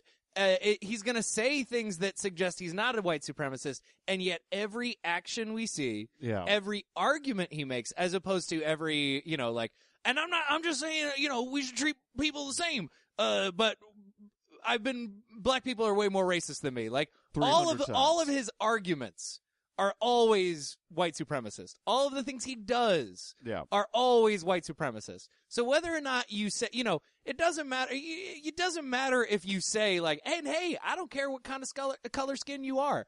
Or even if you're cool with your black friend that you don't fucking have. The proof of the pudding is in the eating, as the expression goes. Anyway, let's finish this clip, and then I think we have time for 2 more after... Oh, we got time for a few. Okay, good. I'm just, listen, let's pull back the curtain. You have a show tonight. Yeah. I don't want to ruin that for you, but listen, Alex Jones be at the door. Okay. He's a knocking. Yeah, I saw it this morning. I didn't see it in my stack. Will somebody print me that? Thank you. Oh, also, he's trying to make the argument that this news about the guy who called in the bomb threats as a way to fuck with his girlfriend. Right. He's saying that no one's reporting it, and everyone is reporting it. Everybody is reporting it. Yeah. So anyway, here we go. Turns out it is a pro-Obama, anti-Trump operative. Man arrested for Jewish center bomb threat as an anti-Trump Muslim convert. Laugh. Oh my God! Yeah, it's not hard for Trump to be proven right again. I'm not going to exaggerate. 95%. Real laugh. I was going to say 99, but there's been a few of the race attacks that we see out there are false flags. In fact, a lot of times it'll be a white woman saying 4 black guys raped her, and she'll cut her face. I saw that. Then it's not true. She did herself, and then a black woman says 5 white guys did it, and it's fake again. I mean, it's people do it for attention, man. It's bad. It's an epidemic. They teach this in the feminist classes that all sex is rape. So, if your boyfriend breaks up with you, you can decide to retroactively say you were raped. There was a court case where they just no-billed it with the DA here in Austin, where that went on, and the girl got mad and, said, I'm going to say you raped me, reportedly. And so they've dropped the case. I mean, this is scary, folks. This is social justice warriors for you. Owen Schroyer. This makes me so sad. That clip made me so fucking sad. What in God's name is he talking about? 95% of race attacks are false flags. 95%. Everyone just wants attention. 95%. Rape is fake. All sex is rape. All sex isn't rape. No. There's no way. There's a lot of rape. There is. But that's not all sex.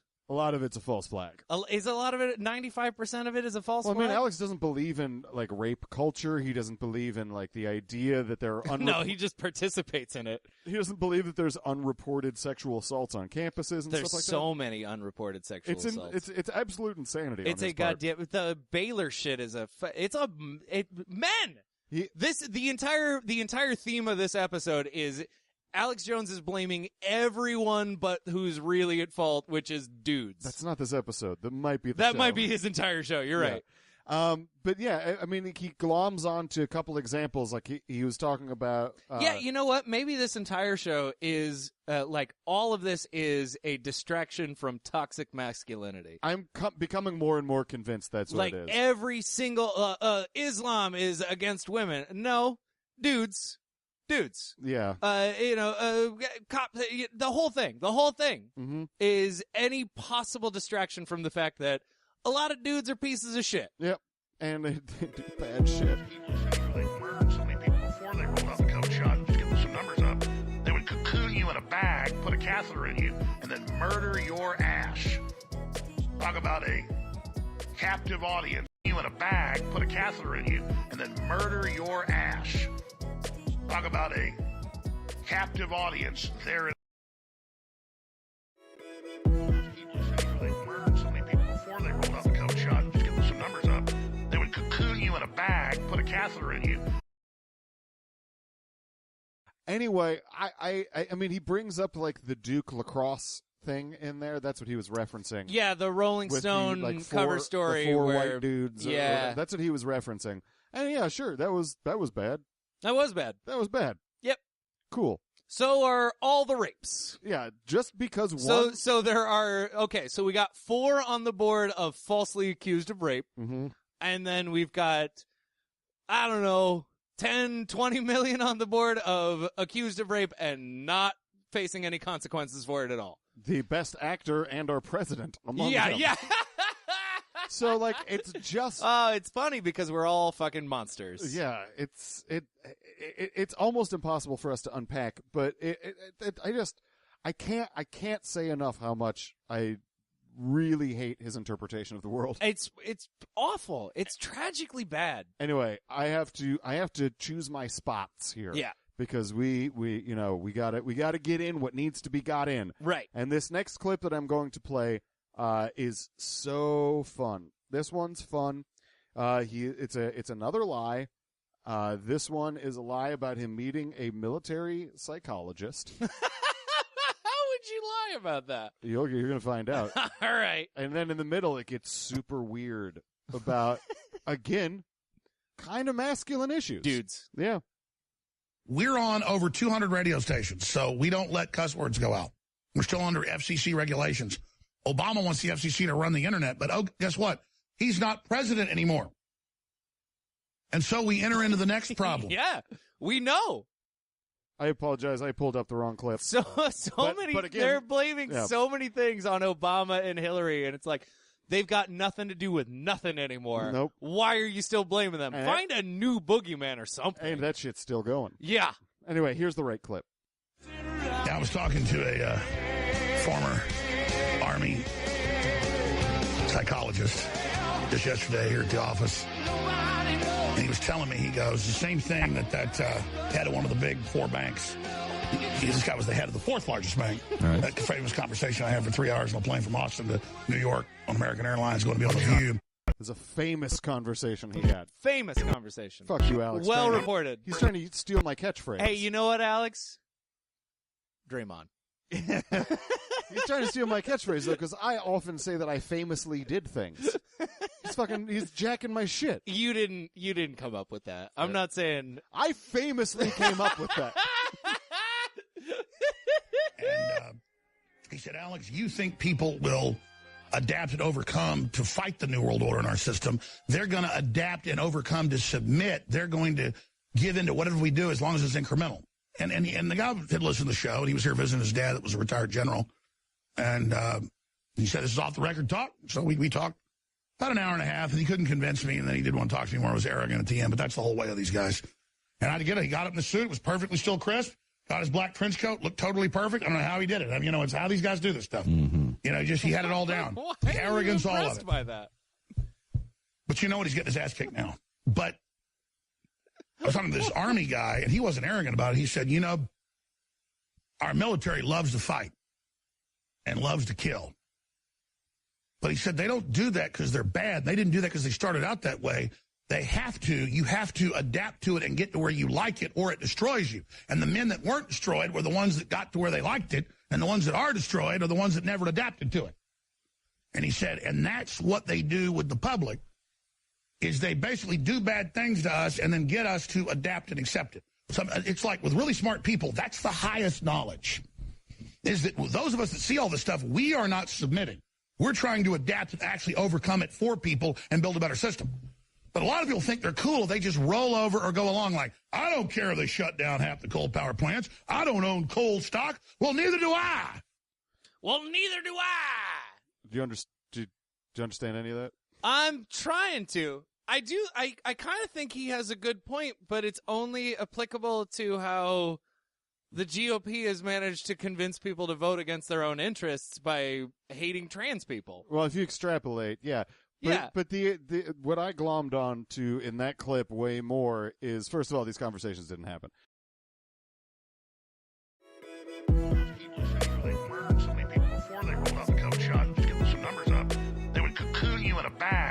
catheter in you, and then murder your ass. Talk about a captive audience there.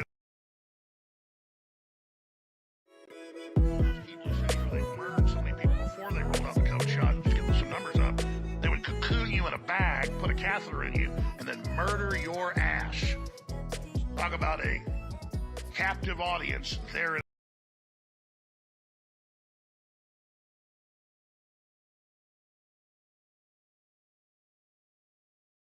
No. But then second, Of course not. Why would you be impressed by a guy who gets up and is wearing his clothes fast? looks great. Is it like a quick everything- change artist? No, Is that 'cause- what he's excited no, about? what he's saying is he got up and everything looked crisp. Yeah. Even though he'd been sitting down for an hour on a plane talking to Alex, he just gets up, everything looks crisp.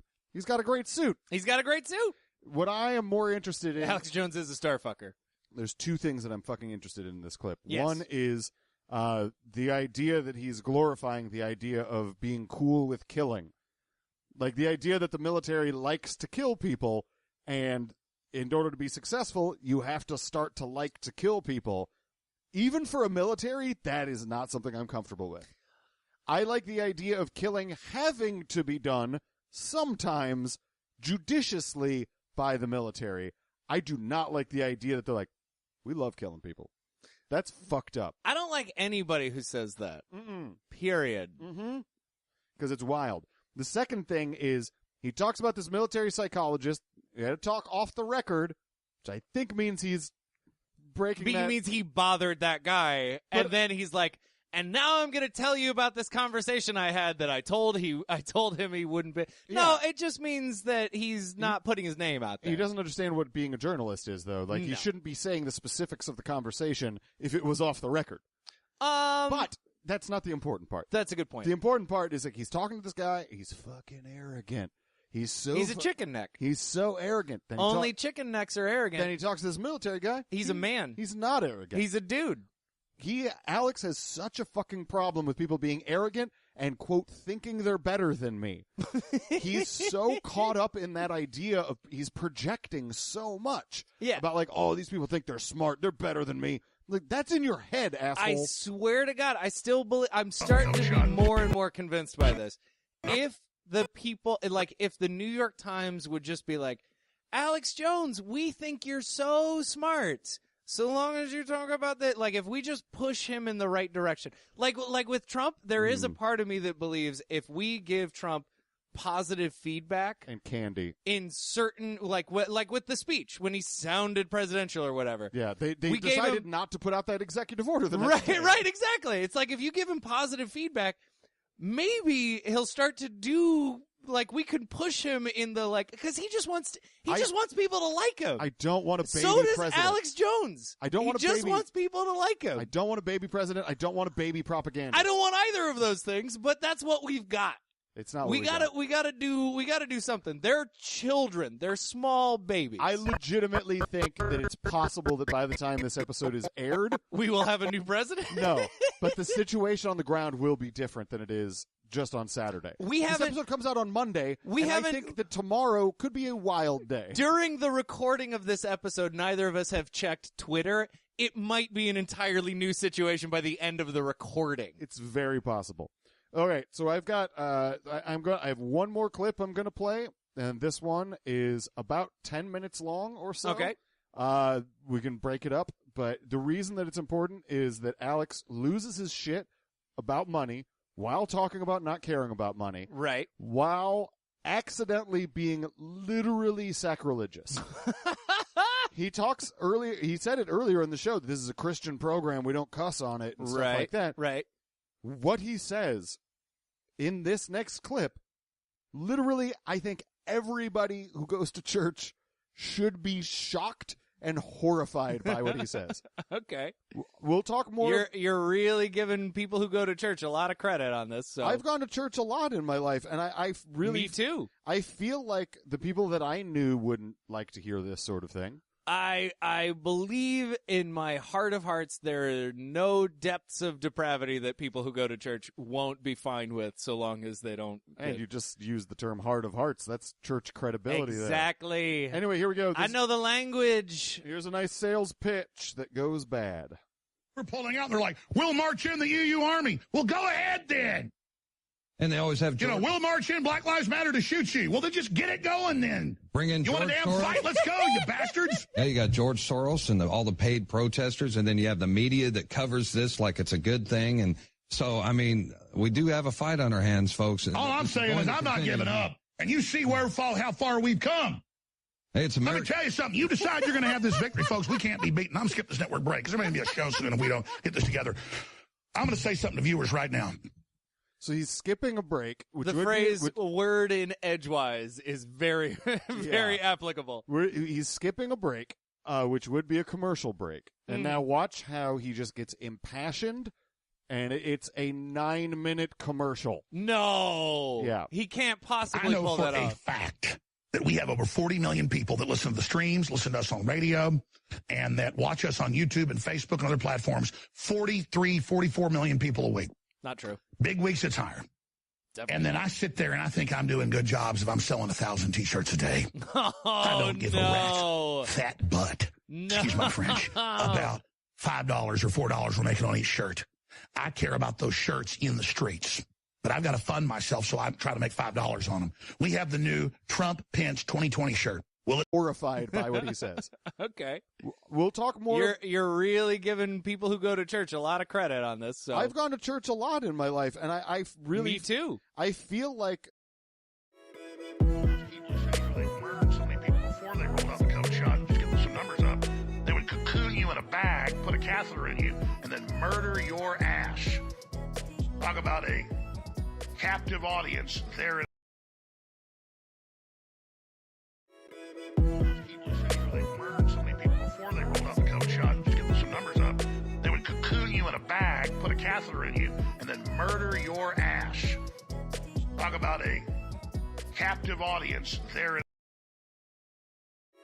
People say they murdered so many people before they rolled out the COVID shot. Just get some numbers up. They would cocoon you in a bag, put a catheter in you, and then murder your ass.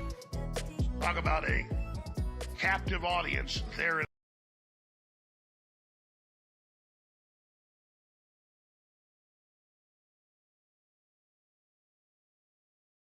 The people that I knew wouldn't like to hear this sort of thing.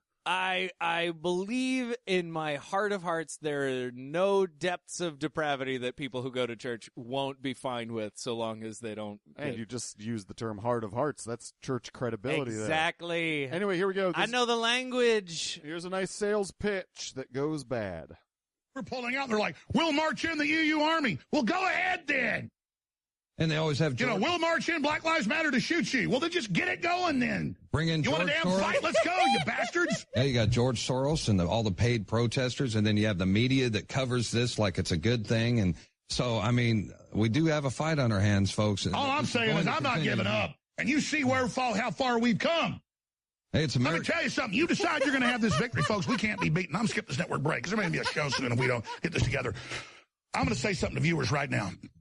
So he's skipping a break. Which The would phrase be, "word in edgewise" is very, very applicable. he's skipping a break, which would be a commercial break. And now watch how he just gets impassioned, and it's a 9-minute commercial. No. Yeah. He can't I possibly know pull for that a off. fact that we have over 40 million people that listen to the streams, listen to us on radio, and that watch us on YouTube and Facebook and other platforms. 44 million people a week. Not true. Big weeks, it's higher. Definitely. And then I sit there and I think I'm doing good jobs if I'm selling 1,000 T-shirts a day. I don't give a rat's fat butt, excuse my French, about $5 or $4 we're making on each shirt. I care about those shirts in the streets. But I've got to fund myself, so I try to make $5 on them. We have the new Trump-Pence 2020 shirt. Will it save the world? No. But this movement will, with God's help. You get enough people, instead of 100,000 people like the last T-shirt, it's like 90-something thousand on the street. You get 1 million people on the street with Trump as my president. We're about to sell out of those. Or Trump-Pence 2020, keeping America great on the back. It says America First in 7076, Infowars.com. It will send shockwaves across the country. So listen, I do not want to sit there and have the crew go, well, we're selling 1,000+ shirts a day. In 100 days or something, will break the last record. Thank you, those that did order. They're the people that get it. I'm not bitching at the listeners. I'm saying if you want to win, call that local station and become a sponsor or send them $20 a month. Stop tithing to the big fake churches that won't fight, where you go worship the stupid demon preacher. We need to be tithed to in the info war. God wants freedom. God. That's literal sacrilege. $5 shirt in the streets, $20 shirt in the sheets. You know what I'm saying? But you heard that he asked for people to tithe to and him. I will tell you this. I'll tell you this right now. There is a full-on Christian justification for it. Really? Yeah. Go for it. The mega churches. The whole thing, everything that he's talking about. If you're saying prosperity gospel, the prosperity gospel, the giant churches, that is sacrilege. Sure, because it's done in the name of the Jesus Christ, our Lord and Savior. You give us money, and you'll have more money. Exactly, yeah. Which is the most brilliant lie I've ever been. Sure. I've ever been part of. Yeah. That's amazing. Pastor Creflo A. Dollar. Now he's not even hiding behind it. His name is Dollar. Yeah, I know. Anyway, now your point though is that the word tithe to him is the big one there. That's big. That's a big one. That's fucked up. That is fucked up. Because tithing is giving 10% of your money to the church. The church, yeah. And it's specifically to create good works. But again, see, there you get into the biblical. The church is not the building. The church is the people. The community. And if InfoWars is doing the good works, well, then InfoWars is your church, my friend. InfoWars is the community. And all of these churches are just demon preachers. They're demon preachers, like the dollar guy. Yeah, but he's not. Who might as well be dressed in that like late 90s commercial where the guy's getting you tax grants and all that shit. Yeah. The guy who looks like the money. Money. Yeah, so, but I think that is, first of all, we have Alex morphing into basically a propaganda arm for a political candidate. At the same time, morphing into, is he going to try and get tax-exempt status?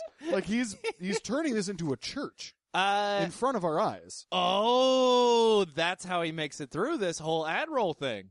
Maybe. That's how he does it. I don't think so. I think. Hey, if L. Ron Hubbard can do it, well, Alex Jones can't do it. No, he can't do it. It's too late for that. He's also not creative enough. But as we've discussed, I'm back on the page of thinking that there is an angel investor. But anyway, his sales pitch is so transparent and lame, and he's trying so hard to make it not. And it goes. I don't even care if we sell 1,000 T-shirts. I want 1 million T-shirts in the streets. Yeah. I don't care about all this money that you're giving me. I want you to wear these and make a movement. Now, admittedly, that means you're going to give me a lot more money. Yeah. But that's not the point. He's waffling between those two ideas for this entire clip. Yeah. But there's one point where Darren McBreen, who's in there, tries to talk about a point he wants to make and just gets shut down so hard.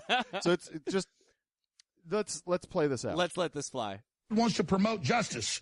And so I'm telling you, if you're somebody that's poor, just spread the link, spread the articles, reach out to people. But if you're middle class, I wouldn't buy just one shirt. Buy 100 in different sizes. Give them to people or sell them. Be an entrepreneur. Sell them for $15, $20. Trump shirts are popular. That's basically multi-level marketing. He's doing a pyramid scheme? Yeah, basically. God damn it, I love you, Alex Jones. Buy a bunch of shirts and sell them to people. Fucking lunatic. Look, these shirts move. Just fucking get them and you'll be fucking rich. That is the prosperity gospel. Prosperity gospel. Buy 100 shirts. Go sell them at your local. Resell them. I don't care. Just get the shirts out to people.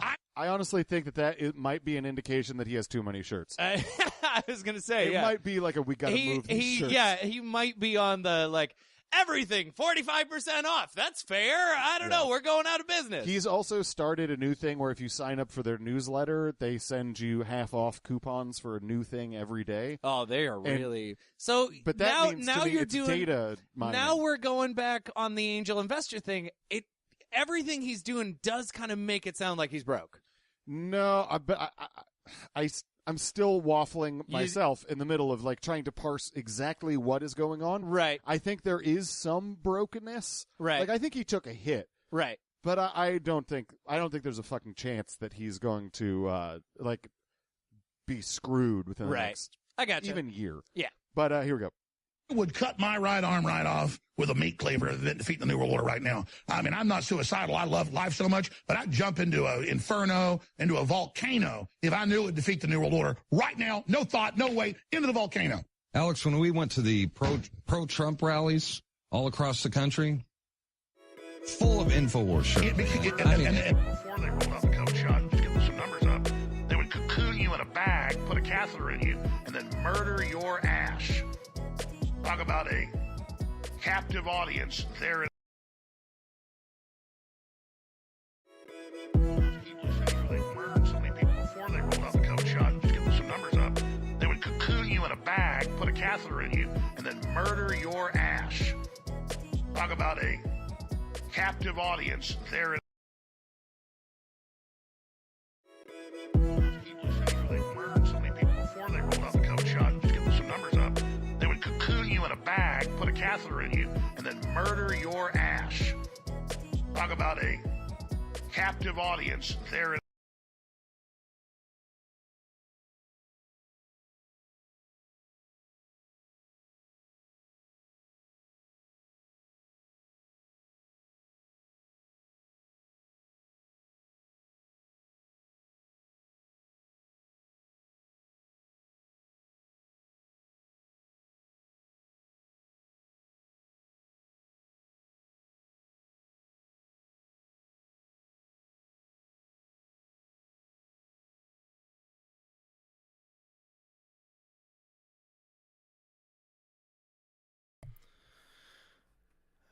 I'm testing out different overlay modes for the words here.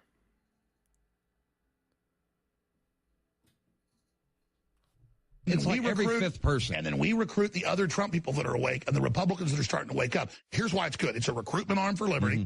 It shows the MSM the real power. It shows the Trump people the real power to keep them honest. And it also exercises free speech in the face of the bullies, but also people that are scared see all the signs and they see all the shirts and they see the bumper stickers and they see what you're saying. Right. They see you wearing your colors. They don't feel like they're alone. We're a military. We're a movement. This is the uniform. Fuck! This is the uniform. Trump, Pence, 2020. No! Remember I told you I had a conversation with my older brother who's a traditional Republican, establishment Republican kind of guy. In a minute. So I got to say this. Soros, I know, before me bring flattening. Soros is trying with hundreds of millions and billions of taxpayer money out to defeat Trump now. The fight's on now. It don't end every, 3, 4, 5 years, 2 years, new elections. It's on. The war is now. Yeah, tell folks about your brother that thinks he's part of the establishment. I love that so much. In a minute. I want to talk so about it in a minute. dismissive. So dismissive. You can kind of. Oh my God. You can kind of tell a lot about somebody by how they treat people they work with and how they sort of interact in these comfortable moments. Yeah. And what we can take from that is Alex does not give a fuck about something when he wants to go. No. When he wants to get on the roll, it's gotta go. Now, admittedly, it's his show. Yeah. But no, that's a dick move. Very and much. He's treating him like a child, like a little boy. Like he's at the kids' table at Thanksgiving, being like, hey, I also would like to talk about it. Shut up, boy! And then gets right back into it. But he tells him to stop talking about his brother, then dismissively has the, let's talk about your brother who thinks he's a part of the establishment. Yeah, and where do we go from here? But meanwhile, what Darren McBreen was trying to bring up is maybe a better sales pitch for the shirts. Because he's like, everyone was wearing them, all of the events and stuff like that. Anyway, we'll get back to it, where Darren tries to pick back up the pieces. Well, I told him that I was very proud when we went to these pro-Trump rallies that every fifth person had an InfoWars shirt on, and then it seemed like every 10th group, it was a group of 10 or 15 people, and we were like rock stars, man. They would recognize everybody from InfoWars. Yeah, as the Chicago Tribune said, half the people at the convention were listeners, and more than half at the inauguration. You could just take pictures of the crowd. You see, and we're not bragging about it. The point is, people are awake. You've had an effect. You're awesome, Sean. Well, I told my brother about that, and this was before the election, by the way. And he says, "Well, little brother, I don't really see how that's helping him too much." No, he's part of the system. Meaning, well, you guys are crazy conspiracy theorists, and I don't think it's helping Trump too much that you guys are representing. Well, we see how that worked out. And I don't want to knock your brother. He thinks the establishment. He's a great guy. He's a great guy. He's part of it. Here's what I'm saying. I'm not complaining. I'm telling you, folks, I had no idea how these Hillary for President shirts would take off. I had a feeling it'd be popular. And everybody copied them, so millions ended up being out there. Mm-hmm. And so, yeah, copy our shirt, Trump Pence 2020. If you're a T-shirt maker, I don't care if it's our own design. But if you're a T-shirt maker, send us your email. We'll send you our template in HD, our design, or make your own. And everybody we make these. Sue you. Sell them. I don't care. It's not about selling these. That's a honey trap. Yeah, right? Cheating people that think they're going to stomp us. I mean, I don't have a competitiveness about other successful people. I have a competitiveness about dirtbags that think they're going to dominate me and my family or you and your family, and I'm ready to go. But you're talking about George Soros. He's not going to stop. He's putting all kinds of money into this. Here's why I'm fighting so much harder now. I know we're going to win now if we just really push through. Nope. I mean, before I was doing this was the right thing to do, and I hoped we could win. I know we're going to win if we just take action and never give up. Oh, I'm ready. Who is he trying to convince? I know right now there's over 1 million people metered. That we have over 1 million right now on our platforms tuned in right now. If every one of you went and bought a $9.95 shirt, we'll hire a third-party company to ship them because we can't handle that. We will sell 1 million of these. And if you don't procrastinate, if you do it, InfoWarsStore.com. And if you will just get the T-shirt, $9.95. This is a 2 a.m. You'll get $4 or $5 to help fund our operation, depending on the size of the shirt. That's what we make off of it. We need the money. We're under attack. You couldn't believe it if you knew. It's actually exciting. I love it. This is exciting. I love it. I love it. I love it. I'm here to fight. I'm here to win. Shit. They make jokes out of that. They want to make being excited look weak because it's what they're actually threatened by. People getting up. He is Jesse from Saved by the Bell. He's losing it. He is fucking. He's so excited. He's so excited. He's so scared. Yeah, yeah. Wow. Their blood flowing, getting focused, knowing what's happening, and opening a can of political kick-ass. So listen, everybody go get the Trump Pence 2020 shirt or inauguration. You could just take pictures of the crowd. You see, and we're not bragging about it. The point is, people are awake. You've had an effect. You're awesome. Well, I told my brother about that, and this was before the election, by the way, and he says, "Well, little brother, I don't really see how that's helping him too much." No, he's part of the system. Meaning, well, you guys are crazy conspiracy theorists, and I don't think it's helping Trump too much that you guys are representing. Well, we see how that worked out. And I don't want to knock your brother. He thinks the establishment. He's a great guy. He's a great guy. He's part of it. Here's what I'm saying. I'm not complaining. I'm telling you, folks, I had no idea how these Hillary for President shirts would take off. I had a feeling it'd be popular. And everybody copied them, so millions ended up being out there. Mm-hmm. And so, yeah, copy our shirt, Trump Pence 2020. If you're a T-shirt maker, I don't care if it's our own design. But if you're a T-shirt maker, send us your email. We'll send you our template in HD, our design, or make your own. And everybody make these. Sue you. Sell them. I don't care. It's not about selling these. That's a honey trap. Yeah, right? Cheating people that think they're going to stomp us. I mean, I don't have a competitiveness about other successful people. I have a competitiveness about dirtbags that think they're going to dominate me and my family or you and your family, and I'm ready to go. But you're talking about George Soros. He's not going to stop. He's putting all kinds of money into this. Here's why I'm fighting so much harder now. I know we're going to win now if we just really push through. Nope. I mean, before I was doing this was the right thing to do, and I hoped we could win. I know we're going to win if we just take action and never give up. I'm ready. Who is he trying to convince? I know right now there's over 1 million people metered. That we have over 1 million right now on our platforms tuned in right now. If every one of you went and bought a $9.95 shirt, we'll hire a third-party company to ship them because we can't handle that. We will sell 1 million of these. And if you don't procrastinate, if you do it, InfoWarsStore.com. And if you will just get the T-shirt, $9.95. This is a 2 a.m. You'll get $4 or $5 to help fund our operation, depending on the size of the shirt. That's what we make off of it. We need the money. We're under attack. You couldn't believe it if you knew. It's actually exciting. I love it. This is exciting. I love it. I love it. I love it. I'm here to fight. I'm here to win. Shit. They make jokes out of that. They want to make being excited look weak because it's what they're actually threatened by. People getting up. He is Jesse from Saved by the Bell. He's losing it. He is fucking. He's so excited. He's so excited. He's so scared. Yeah, yeah. Their blood flowing, getting focused, knowing what's happening, and opening a can of political kick-ass. So listen, everybody go get the Trump Pence 2020 shirt or get Trump's my president.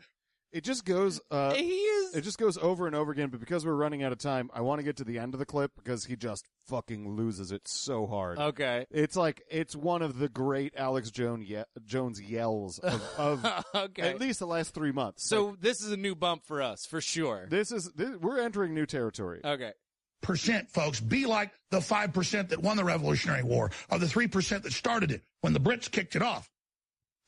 Take action. Infowarsstore.com or 888-253-3139 and get that shirt and flood us. And if the shopping cart shuts down, just stay on there. Or I don't want to hear excuses. You don't want to buy it for $9.95. They got all sorts of third-party sites out there where you can go design your own T-shirt and, pay them $14 or whatever, and they'll ship it to you. Just do that, whatever you are. Come up with your own T-shirt. If I see some shirt I think's better than ours, I'll support it. And I'm here to take these people on. I'm committed. I'm here to defeat them. Infowarsstore.com. Get that shirt. Don't wait. It's unbelievable. I mean, we are only hitting on 1/10 of one cylinder. We got a couple cylinders hitting. Everybody's going to see the effect, and then we're going to get all the cylinders going, and black smoke's going to come out of those big old chimneys, and then fire is going to shoot out of those babies, and the big old front of that 18-wheeler from hell's going to open up its mouth, and we're going to run these globalist gremlins right down, and they're already scared right now because liberty's coming and nothing on earth's going to stop it. Hour number 4, straight ahead, 1776 or die. Yeah! Woo! What's gorgeous about that is like, it's so angry, it's so loud for no reason. What is he? Thrilled about hour number 4. Hour number 4 is the dude is right next to him still though, isn't he? Darren McBreen, yeah. He's still there. Oh, what was his face like? He was not as excited. No. I don't know if there's a human being alive who could have been that excited. Also, hour number 4 is when Alex stops hosting the show. So exactly. I'm thinking maybe he just had to pee or something like that. I don't know. But anyway, hour number 4! Jordan, this brings us to the end of our lie-packed, nonsense-packed, freak-out-packed episode about good. March 3rd. I can't wait for Monday. I legitimately think he is going to continue this because more news is just going to keep coming out. No, this is not done yet. He can't keep citing stories from 2015. Yeah, like, hopefully I we're drinking terrible champagne today. Yeah. Hopefully, as the news gets worse, the champagne will get better. I think that's the goal. Yeah. Oh, we'll get some bubbly. Oh, top shelf. If we get to watch Trump get hanged for treason, the best champagne in the world. I will say this. If you just did half of the Nazi salute right there. I had a finger up, though. I was making a point. If Trump does get impeached, the next episode of Alex Jones' show that we cover, I will buy a $100 bottle of champagne. I will do the exact same thing. And listen to our listeners. We are selling $50 bottles of champagne. I don't want to hear any excuses. I don't want to hear you people telling me that the shopping cart shut down. We've only sold one. I swear to God, we're broke. We're broke. Hour number 4. Also, there's other people who sell champagne. Go buy it from them. Go buy some of their champagne. All we care is that champagne get on the streets.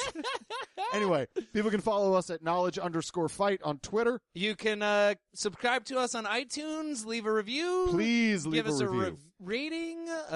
We have shirts. We have don't. It seems tacky. Now we can't say that. Seems tacky after that. No longer do we have shirts.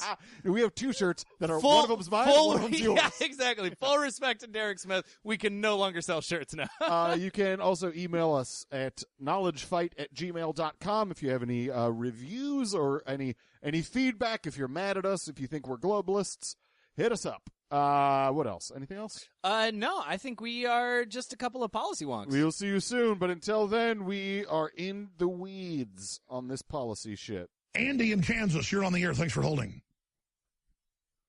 Hello, Alex. I'm a first-time caller. I'm a huge fan. I love your work. I love you.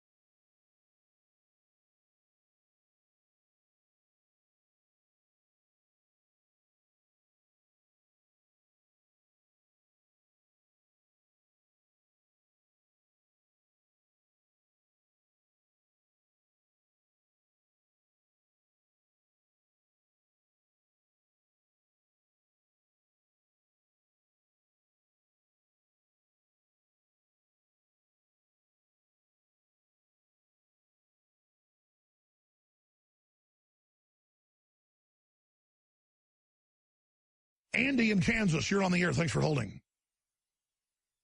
Hello, Alex. I'm a first-time caller. I'm a huge fan. I love your work. I love you. Hey, everybody. Welcome back to The Knowledge Fight. It's The Knowledge Fight. It's the knowledge fight now? Oops, accidentally changed titles of the podcast by misspeaking. Oh, no. Already off to a blistering start, as is our wont. We're terrible at the opening.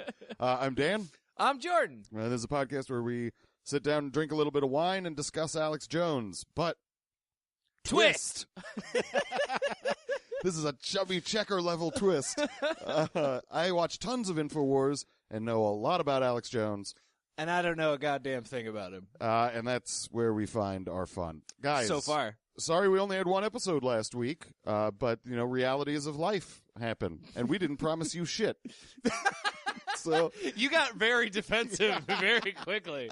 Yeah, like, nobody would have even said anything. They would have been like, defensive. it's a good thing that we're finally getting an episode. And instead, you're like, fuck you guys. I think I'm projecting a little bit of anger at myself, not because we didn't get the episode, any episodes out last week, other than Monday, but because I listened to the show. I listened to Alex Jones the entire week for what feels like nothing. Yeah, it was a very fruitless quest for you. That makes me very angry.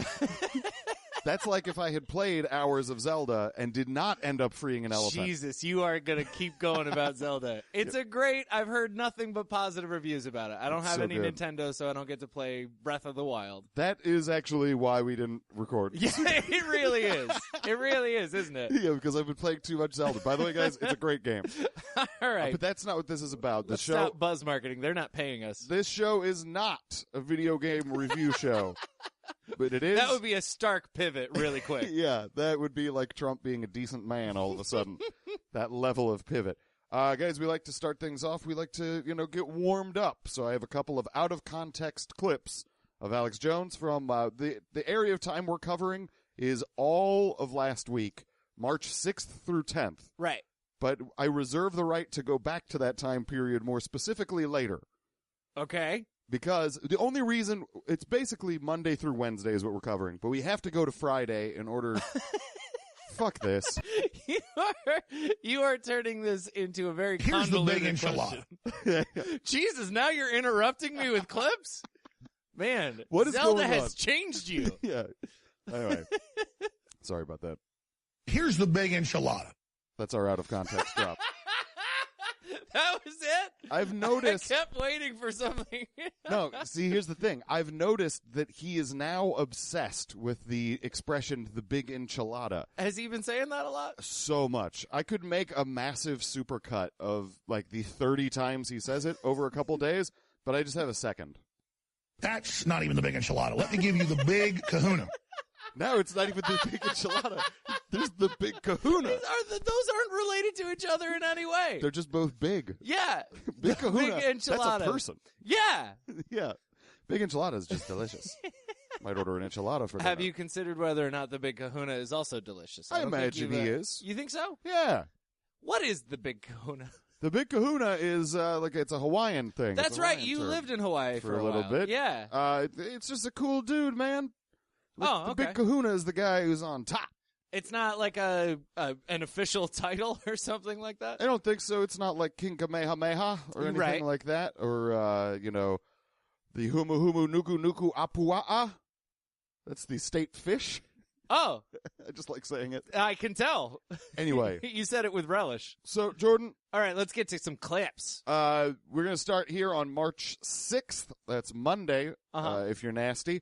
And what goes on this episode is Alex is still in a holding pattern at this point because he is still like all this bad news is coming out about Russia, all of these things. Like the news hasn't broken at this point that General Flynn has also been an agent for Turkey as well. Yeah, just making that money. Retroactively files. Yeah, that's great. Yeah, real bad. But he still has to like keep up his side of things. So this clip is how he decides to start the show off, and it I would say it's ill-advised, and it's very dishonest, and it also is a good example of victim card playing when that is not appropriate at all. Said it. 3 weeks ago when General Flynn resigned, that he was basically told to resign, told that the president had ordered him to resign. He didn't even go in and ask the president. He just resigned. He doesn't develop this in this clip, but this is something he talks about all the time, and he's basically hanging Reince Priebus out to dry. I mean, not a bad idea. No, but that's... You should be hanging just about everybody out to dry at this point. Yeah, but Alex's narrative is Reince Priebus likes to go to people and tell them that they need to quit, and that the president has told them to quit, and then they go and talk to Trump, and Trump's like, I didn't say that. I don't think Trump... I think the news is that Trump didn't tell Flynn to quit, that Trump told him not to, and it was everybody else around him who was like... You got to get the fuck out of here. Yeah, it was like Pence and those guys being like, hey, Trump, this is fucking insane. Don't do this anymore. This is beyond what we can absorb. Yeah. That's we're testing the limits, and this might be beyond the limits. That seems like a more likely story than the story of Reince Priebus sneakily going around and trying to trick people into resigning. Yeah. For what end? To what end? I think to become the president. Reince Priebus, the chief of staff, is going Reince Priebus, president of the 48th president of the United States, inaugurated 3 months after we've gone through 4 presidents forced to impeach. Yeah. Yep. And then somehow we're going to be cool with him. I mean, how many presidents in a row do you impeach before you're just like, nah, we're done with this whole America thing? Well, here's the good news. Impeachments are much easier as they go along. You get used to it. It's like committing a burglary. Right. The first one is incredibly difficult, but by the time you're on to the 4th impeachment, you got it down. Yeah. You know what you're doing. You've streamlined the system. Sure. Yeah. You get them in, get them out. Yeah, so I think that's how we'd It'd be like... take at least 2 months to impeach Trump. We get through Pence in about a week and a half. Yep. Then fucking Ryan's Ryan. easy. Paul Ryan's actually just assassinated by Congress. Like, they just murder him on the floor. Sure. Who's next in line? The president pro tempore? I don't fucking know at that point. That would be the oldest ranking Senate member. So let's just go with the devil.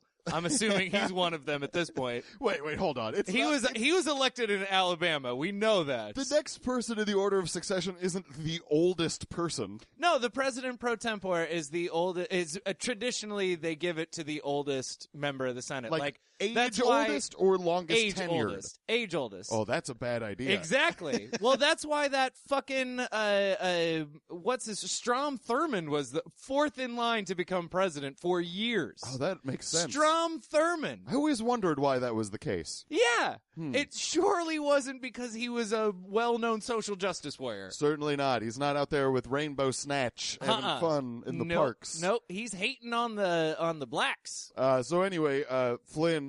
Yeah, thank God he's dead, by the way. Amen. Yeah. So Flynn's got, he got duped by Priebus. You got Priebused. You're going to need to take the short Priebus to get to school from now on. So then it gets more into like how this exact same thing basically happened with Sessions, but didn't. It's very weird, this narrative. And the word I got Friday, before it even came out on Saturday, was that President Trump was absolutely infuriated, and it's now in the news, that he had not. You don't need to. Every day. Even talk to the Attorney General about recusing himself. Trump is furious. It's in the news every day. Yeah, it's in the tweets. It's in the paper. It's in the white papers. If you put it in the newspaper, you're just doing dog bites man all over again. Absolutely. Trump is always furious. Trump is mad is taken as read. Yeah, it's exactly. Implied across the board. Yeah, every story. But you were talking. You went over. Yeah, sorry, I got very frustrated with his lies. It's very stupid. We're off to a great start. Yeah, you know what? We can't take weeks off in the future. No. Our rhythm is slightly off, and I think we can both feel it. Yeah. We're going to get into the groove here. This white wine is what's doing it. We always drink red wine or champagne, and I think this white wine is fucking us up. Okay. Anyway, what he said there was that the reason that Trump was really mad is because Sessions didn't ask him about resigning or recusing himself, which is not the role of the Attorney General. Isn't that, that's bad? Ethically, it would be bad. It would be very bad if the Attorney General went to the president and was like, hey, bro, this investigation into you, do you want me to recuse myself? Yeah, that seems incredibly unethical. Yeah. But that's what Alex wants, man. Of course. So he's mad because he didn't get to consult on it, even though the Attorney General's office and the executive branch, the president, are separate entities. Quote, unquote. For now. Yeah. That's the, yeah. Until Trump declares himself also the Attorney General. At press time, that has not happened. But it may. Who knows? I mean, we're recording over the weekend, Yeah, right? Monday could bring all kinds of new Trump is dictator for life. All of these headlines I can believe. Yeah, anything is possible except for Alex telling the truth. Ridiculous that the Attorney General, Jeff Sessions, recused himself. When he was very clear, he was asked about Russians talking to them as surrogates on the campaign trail. Of course, he, as the ranking member of the Armed Services Committee in the Senate, spoke with the Russians twice that year. Still on that lie. So this is running scared, and Drudge has the headline, but we've been calling it since day one. Dems smell blood in the water. Comey turns on Trump. Again, we agree that there's blood in the water. Yeah, there is blood in the water. Now, the most amazing thing about all of this is I went and pulled the reports yesterday and did a special live report at 1 o'clock. And a lot of you watched it. We also aired excerpts of it on yesterday's Sunday show. And I went and pulled up the articles from a month ago when they were all over the news saying wiretaps tracking the Trump organization. And they murdered so many people before they rolled out the COVID shot. Just give them some numbers up. They would cocoon you in a bag, put a catheter in you, and then murder your ass. Talk about a captive audience. Their bag, put a catheter in you, and then murder your ass. They murdered so many people before they rolled out the COVID shot. Just give them some numbers up. They would cocoon you in a bag, put a catheter in you, and then murder your ass. Talk about a captive audience. There. They murdered so many people before they rolled out the COVID shot. Just give them some numbers up. They would cocoon you in a bag, put a catheter in you, and then murder your ass. Talk about a captive audience. There.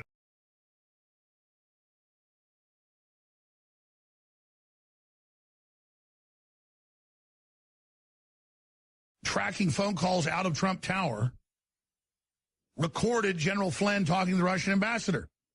They went, oh, it's so dirty, it's so bad. When he admittedly was setting up the phone calls. None of that through the happened. ambassador for a call with the president and Putin. That's what presidents do. Exactly zero of that happened. Yeah, 100%. Zero of that happened. And the stuff that Not even one of the things that he said. I don't even think the word "the" in that sentence was accurate. It's a disgrace to the definite article. Yeah, exactly. But it's like the parts of it that are kind of accurate are misrepresented. Well, they didn't wiretap Trump. No. Why we already got distracted from getting Sessions away by just Trump lying and everybody being like, well, where's the evidence? Of course there's no goddamn evidence. Yeah, it's a distraction tactic. It's another lie. Yeah. It's just ignore it. Look at this over here. Look at this over here. Yeah. He's jangling keys in front of the press and they're like, oh, they're shiny. That's what he's doing. Yeah, absolutely. Everybody's babies now. Yeah, we all babies up in this. Let me suck All that right. titty. We babies. All right. Oh, boy. That white wine is destroying you. Oh, my God. I think where we're getting off track here is that I'm being too playful. I think this white wine is bringing out a unnecessary playfulness that is out of my knowledge fight character. I think you're just really struggling to divorce yourself from the Zelda world. There is a part of like that. you're still wandering about it in your brain like, oh, look, that's beautiful. I saved an elephant. That elephant is really cool. All right. Anyway, yeah, everything is bullshit. Everything is fake in what he's saying. He's going to make some other false equivalences about this exact same stuff later. But one of the things he doesn't understand is what he's talking about, basically. Which sounds like Alex Jones, doesn't understand what he's talking about. The movie. That's the headline. But he says these things like Flynn was taking calls to set up meetings for Trump to talk to them theoretically about sanctions, but the media twists it and says that they were talking about sanctions. The reports from intelligence communities have been like, he was straight talking about sanctions. Yeah. Well, and even then, the wiretap that they're talking about is loosely, I think their basis for the story is that there was a server that was connected to Trump. And it connected to the Alpha Bank. Yeah, and it connected to the Alpha Bank, and that was 80% of its traffic just going back and forth there. Yeah. And every time they're like, oh, he's probably spam email, experts are like, no, that wasn't not a fucking chance. spam email. Yeah. It's specifically set up to be secret. Yeah, exactly. So it's a private server used for illicit business. now, what if they had The one reason that we don't have Hillary Clinton as the president is because it took 3 weeks into Trump's goddamn presidency to find this bullshit. Jordan? Let me speculate something. Let's speculate. What if What if? they just have really good spam emails? So that's why he had to set up a separate server connected to them, doing tons of traffic. Because it's awesome. What's a really good spam email? Spam dank memes. It's just tons of cool memes that the bank is sending Trump through his personal server. That bank that is giving him a lot of money and he's owing and great deals and so on and so forth. Okay, good point. It's memes. Good point. Sweet memes. Sweet ass memes. But yeah, the other thing is that Alex conflates the wiretap stuff with what Trump asserted, and that is that Obama did this. Right. And that is not true at all, even in the loosest sense. An insane... But hold on. But that's why I think right-thinking people are upset. It's not that people think like, oh, Trump's lying about being wiretapped. We're all just used to that now. Well, but there is like some kernel of people were looking into stuff. For good reason. Yes, people A were... court said it's a good idea. People were investigating him for shit. The shit that he did. So when he says, people were wiretapping me, no one really is saying that that's insane. They think it's insane and wildly inappropriate that he's like, Obama did it. Right. That's the part that people are fucking pissed about. That's the thing about that is that they have turned Obama into such a boogeyman that now you can basically, to the right, of course, because they're fucking done. As human beings, they're done. They've checked out. Yeah.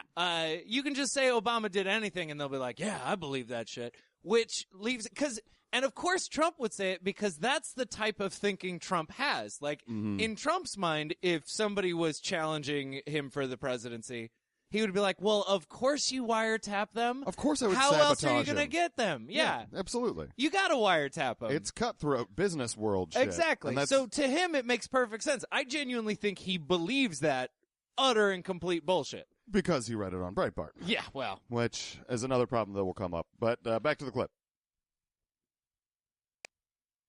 But they were all over the news saying they had the transcript. The New York Times had it. Obama. Again, he's implying that the transcripts are released, and they aren't. They are not. Last week, before all this latest wiretapping broke, before Trump stood up against it, said they gave it to the New York Times, that they, quote, protected the intelligence so that Trump couldn't get rid of it. Oh, we committed a crime, so Trump couldn't get rid of it. Here he's implying that they gave the information to the media to protect it, and when what actually happened was they disseminated it through government agencies, right? Yes. And lowered the classification as much as possible so as many people could see it. And made it so the various intelligence agencies could share information. Right. That was what the executive order that Obama signed did. The information that proved that Trump was committing treason all over the place. Our president's a traitor, right?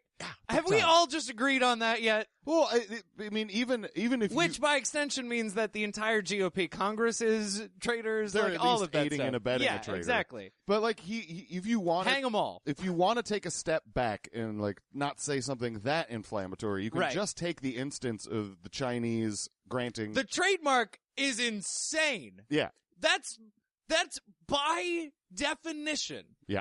One sentence of the Constitution says don't do that. It might as well have been in parentheses Thomas Jefferson in the margin saying, by the way, we can see the future and this is Donald Trump. Yeah. End parentheses. Yeah, like it's a fucking Simpsons episode. Yeah, it is 100% what he did. Yeah. And nobody is fucking, all of the Second Amendment bullshit of like, oh, you got to protect the Constitution goes out the fucking window when it's goddamn Trump the traitor. Right. Ooh, I just did our first dirty dossier, I think. Trump traitor? Trump traitor. Traitor Trump. Traitor Trump. That's where I get my That's groceries. also, yeah, goddamn it, you got there first, you son of a bitch. And then they have Brennan and Clapper and all the usual suspects on TV on the Sunday shows yesterday. Benicio del Toro, Ken Kesey. Saying Trump's crazy. They use words like preposterous. They use words like reckless, just bizarre. That Trump says his transition team was under surveillance, and of course nothing was found. Where do you think President Trump got that? Breitbart. Yeah, it certainly On wasn't Monday. from him. Type it in. The House head of the Intelligence Board Committee, Nunes, said, we've been reviewing the evidence for a month. There's nothing there, not even phone calls. Until General Flynn is in there supposedly for the president as the national security advisor, lining up his phone calls with world leaders. Flynn is known to work 18 hours a day. Oh, okay. While everybody else stands around with their thumbs in their rear ends. I'm sorry. So I forgive you. this has just become unbelievable.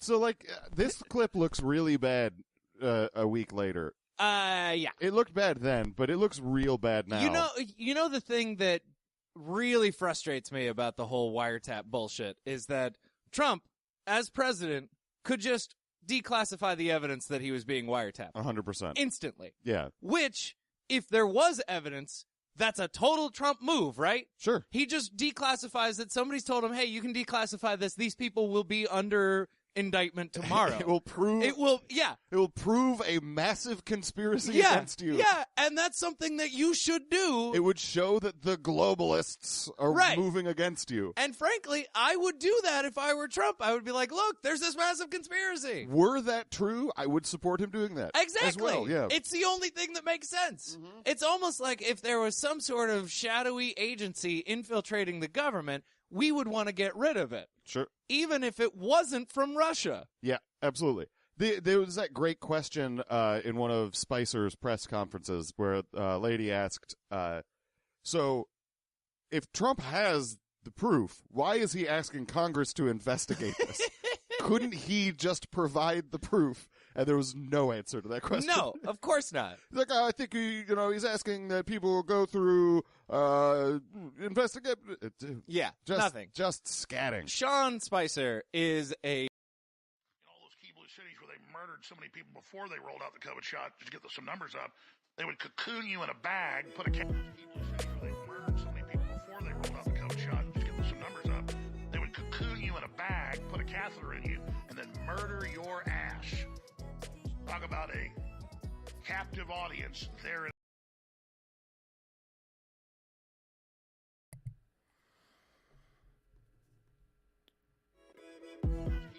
They murdered so many people before they rolled out the COVID shot. Just get some numbers up. They would cocoon you in a bag, put a catheter in you, and then murder your ass. Talk about a captive audience there. Hi, Veronica. Yes, thank you. I know about rest. In fact, I've been sleeping a lot this weekend. I've actually just kind of had this persistent headache that sort of started on early on Saturday. And so I've just been sitting down and just doing little bits of the video and trying to, do a lot and get it all done. But just been hard without the energy, and then it just have emotional problems, like when things get frustrating, and I had some outbursts. I ended up deleting a lot of the live streaming I did on Saturday. I think I deleted everything because I just lost my temper, and it wasn't good. And I don't know. I don't even remember what I accomplished. I think I got some stuff done on the video, but I don't know. Right now, I'm just sort of futzing around and just playing around with different little things to make the intro here. catheter in you and then murder your ass. Talk about a... But thanks for commenting. Let's get back into the podcast. I accidentally closed it. All those key blue cities where they murdered so many people before they rolled out the COVID shot, just to get some numbers up, they would... Andy in Kansas, you're on the... Leave the story. So in the CIA. his argument is it does, not because... I don't think any of us thought she had that level of endurance. And No because... to take 33% or 25% off people's attention spans. It's You a mean you don't byproduct. think anybody could have planned that? What about somebody in the 12th fucking dimension? That's Did a you fair consider point. that? I didn't, yeah. They're outside of time. That's demons, you're right. Exactly. Fuck. They're doing it all simultaneously. I always forget about the dimensions. You got to remember the dimensions. If they're TV heads. Volume, It's fact. hypotenuses. So you have to understand, they're targeting the listeners and viewers of MSM that literally do not believe or remember that a month ago it was on every TV channel, every news channel, every newspaper, everywhere, that they had surveilled Trump and, ooh, Flynn lied. He talked about sanctions with the Russian ambassador. And then they finally released the transcript in the New York Times, and it was, well, I can't talk about those with you, but I'm sure Yeah, totally. Oh, so disappointing. I'm sure you can bring that up when President Putin and President Trump speak. That's not discussing sanctions. Did you discuss the sanctions? No.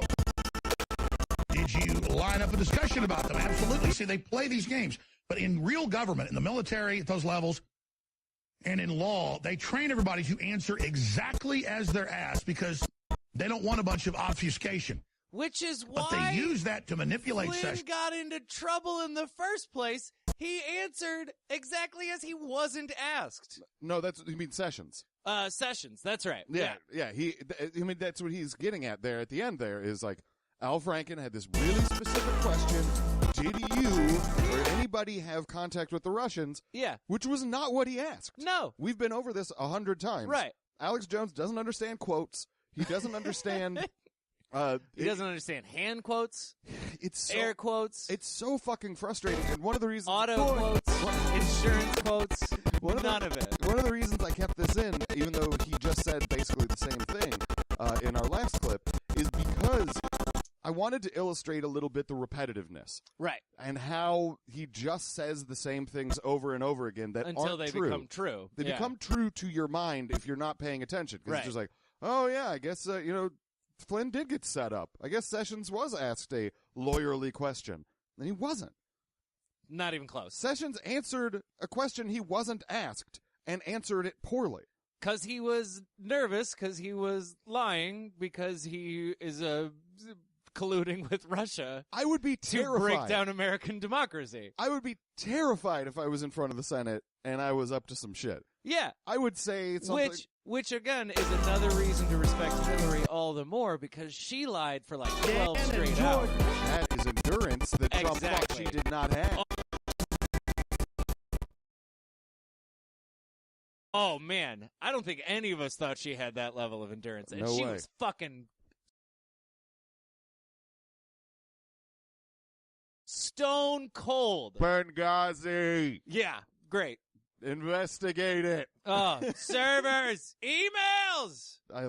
Man, it's so great. Although now we're doing the same Obama shit. It's time to just move on from Hillary. We just got to let that go. Totally. Yeah. I mean, although I will say that Hillary did wiretap this podcast. Absolutely. I think we have a lot of evidence that this has occurred. Hey, if someone is like from the NSA or anybody is listening in, could you edit these episodes for me? I need to play more Zelda, and quite frankly, it's cutting into my schedule. Also, do you guys think we're funny? Yeah. If you're in the NSA, email knowledgefight@gmail.com. Do you like us? Check yes or no. Junior high letters to the NSA. Yeah.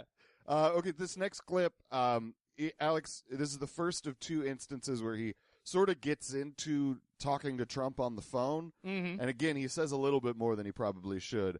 But then at the end of this, he gets into, again, his inability to understand nuance and the differences between different kinds of meetings that politicians can have. Right. It's incredibly embarrassing. But the part about the calls is hot stuff. I'm always speaking to those that may not know they're new listeners. So that's kind of annoying to regular listeners, but we got to keep reaching out to just, the new folks that tune in. To sell You don't have to believe a shirts. word I've said here. You can go back, if you don't have a memory, and look up where they said that they had all these communications out of Trump Tower. That's really good advice for, like, the guy in Memento. If you don't have a memory, go back and check the news. God, what a great movie that would be if the internet was around. Holy shit. If he had a fucking cell phone. Yeah. Just memos instead of tattoos. Exactly. Yeah. Come on, man. Technology helps everybody. Yeah, they're really lucky they made that movie at a specific time in history. Great movie, though. I like it. And it was a bluff. There wasn't anything there. It was so thin, it was like vapor. Okay, yeah, they lined up phone calls for the incoming president with foreign leaders. He talked to the British prime minister, the Italian president, the German president, hundreds of world leaders. Hell, when I talked to Trump 3 days after he was elected president, he said, Alex, you're like number whatever. I forget the number, because I've been talking to world leaders and royalty and business leaders all day, but you're on the list because your listeners are so awesome. Thank them for their support in this big win, and we're not going to let them down, let them know that. Oh, I don't know if that's true or not. I think it seems plausible based on what we know, and yet at the same time, it seems all equally as plausible that he just decided to make that up whole Here's cloth. the tension. It is plausible. You're right. Yeah. But then on the other hand, we also know that Alex is a liar. Yeah. So it's like, oh no, what do we do? The push and pull of reality when listening to Alex Jones. Yeah. And so what I do is I just toss the ball up in the air. I just punt on it. I'm just like, I don't give a shit. That call may or may not have happened. It's not as important as what Alex says his response to that is. That's true. So he says that Trump called and he's like, I wanted to call you, call in royalty. But I had to call you because your listeners are awesome. So there's that. That's so silly. It's absurd. Yeah. But then here is what Alex's response to that very nice call, I would say. If it did happen, that's a really nice call. That is really nice. It's misguided as fuck. But It's a dumb call. I would have preferred, if it were me and I were a propagandist, I would have preferred a letter with the presidential letterhead, right? Proof. Yeah, you could put that on your wall. You tell your grandkids about it You know whenever what? they're, have gills and we can all swim in the water. Swim up waterfalls. Yeah, good great. times. God damn you. So what's great, though, is we're saying that he should send a letter because then there's proof. Right. Good news is there's probably proof. Oh, shit. Because I think that call was recorded. Oh, shit. I would It have has to to be. assume, It would yeah. have to be, It's yeah. part of the presidential records. Exactly. Yeah. So unless you're on the phone with Russia, everything is recorded. Everything is recorded. So here's Alex's response. Or unless you're deleting typos and fucking Twitter. Yeah. What a... And I'm like, sir, they are going to come after you. They're never going to stop. I know you think you're going to give folks prosperity and do this, but you've got to go after them. You've got to get on the offense because they're going to come after you.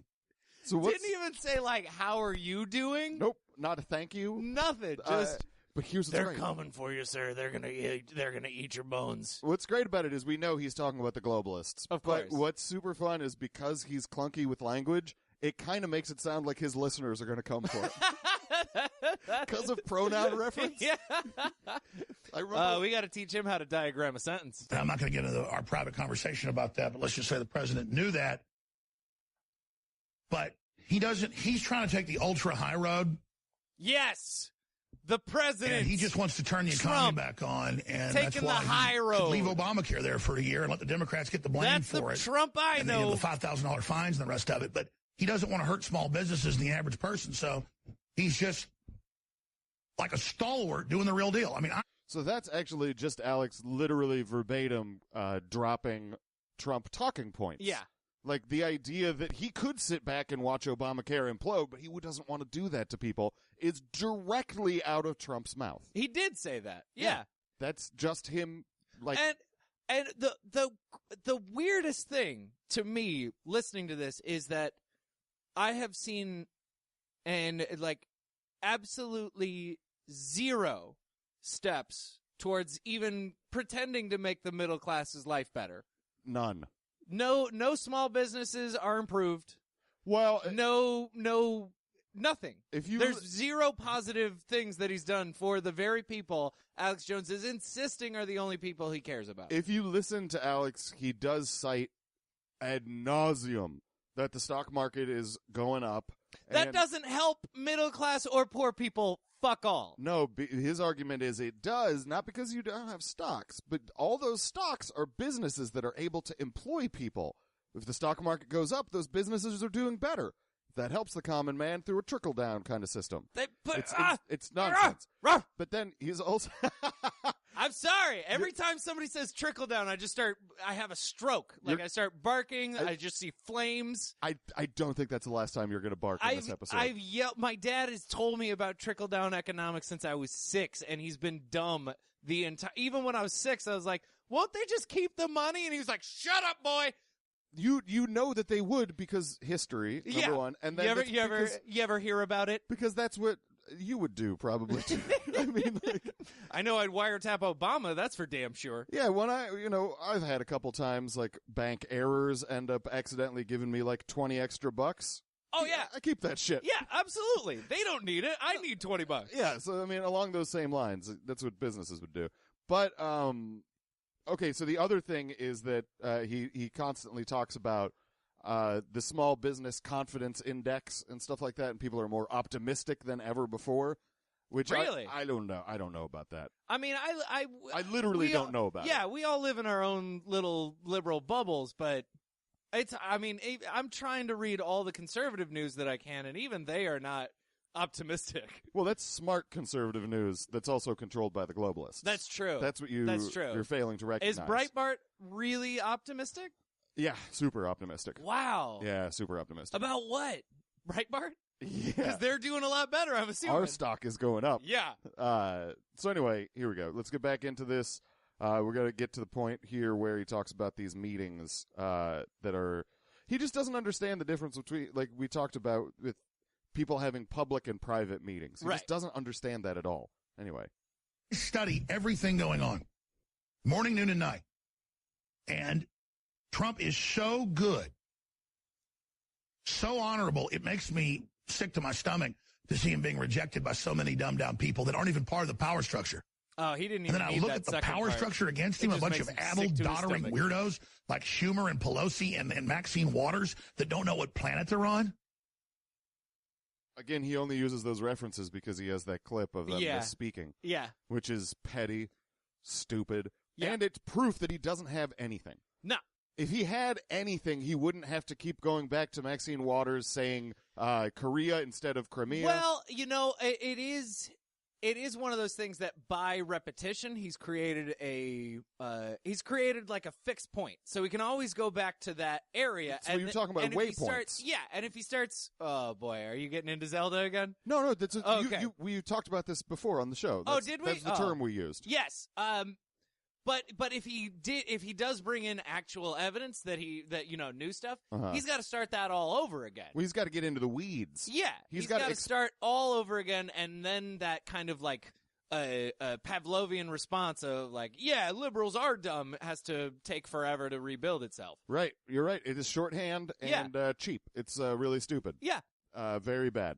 It's hack, but it's effective. Mm-hmm. Clearly, at this point, I would like to tease what's coming up at the end of this episode. Okay, we have a return of Eddie Bravo at the end of this episode, so get excited for that. Yeah. Anyway, here we go. EB. And they're like, we never have met with the Russian ambassador, and there's just photo after photo of Schumer and Pelosi and all of them meeting with him at public dinners and public events and meeting on their schedule, meeting with him 3, 4, 5 times, depending on who it is, than they did with Sessions apiece.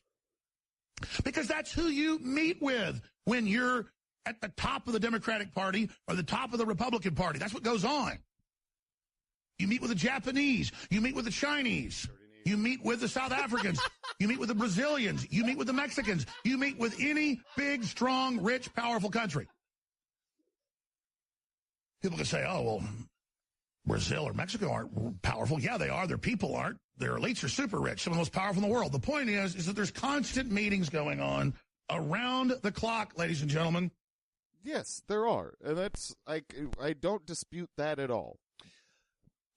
People meet with heads of state in official capacities. I do think that he I mean, I'm not sure if he understands the difference in a purposeful way or just that he can't understand the difference. Because to him, it seems like a meeting's a meeting. This and whatever on the record, off the record you're doing, it's still a meeting, so it doesn't matter. Yeah. And that kind of, I mean, if he were to say, you know what, I bet other people have had off the record meetings with him before, I would actually be inclined to believe him. It wouldn't surprise me if, Schumer or Pelosi did have off the record meetings. That wouldn't be the craziest thing ever. No. But the reason he can't say that is because then, I've got to do some investigative journalism and I can't do it. Well, but he would have to try and actually prove a point. And if he did say that, though, then he would be purposefully lying about not knowing the difference between the different types of meetings there. So if he says, it's illicit that Schumer did these meetings off the record, that also means it's illicit that Flynn did these meetings off the record. Right. So he can't do that. That's a really good point, He's painted into that corner there. He has to understand it. He has to not understand it in order to protect his guy. The only way to be safe is being really dumb. Exactly. Yeah. Oh, shit. Ignorance is safety. Oh, shit. Ignorance is avoiding jail time. So at this point, I believe, if I'm not mistaken, I think that where we go next is a clip after these Vault 7 has come out. Okay. The CIA data dump on WikiLeaks. Right.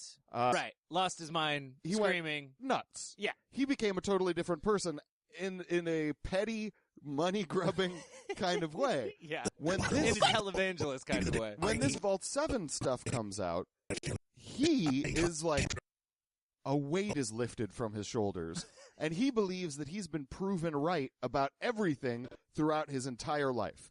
Everything that he said on air is totally true, and that means that everything he's going to say... Show, isn't it? The cult leader who's accidentally always right. Accidental cult leader? I'm into it. Yeah. Time to go ahead and announce some things here on air so that the globalists and their minions understand exactly what they're facing. Their higher-ups have known this for a long time, but their minions don't know. Also, I just realized I think we're technically, in his eyes, globalist minions. I think we are. I mean, yeah, I could see. I don't like being called a minion. No. I would accept henchman. I would like to do voiceover for that movie. That would be pretty good. Yeah, get me in that. Get me in that Minions 4. Globalist Minions. I just think that because we're his enemy, philosophically and ideologically, we would obviously clearly have to be in the employ of the globalists. I think that is the only way. That's the only conclusion he would draw. I can't speak for you. I'm not. You're not? I'm not. Well, that's the reason that they got me. I'm here to watch you. I'm a globalist minion that's keeping an eye on you, making sure you don't go native. Right. You're the one studying all this shit. What if it gets to you? What if you go full on Apocalypse Now on us? Oh no. Do some Colonel Kurt shit. I can assure you that I've gone this far down the path. I'm pretty safe. I don't think there's any turn that's going to happen. I'll get a missive out to Soros. Okay. I'll hide it under a bench in a park. Tell old Georgie boy I say hi. Globalist forces, dysfunctional saboteur types that want to bring this country down, that want to enslave humanity and be social engineers.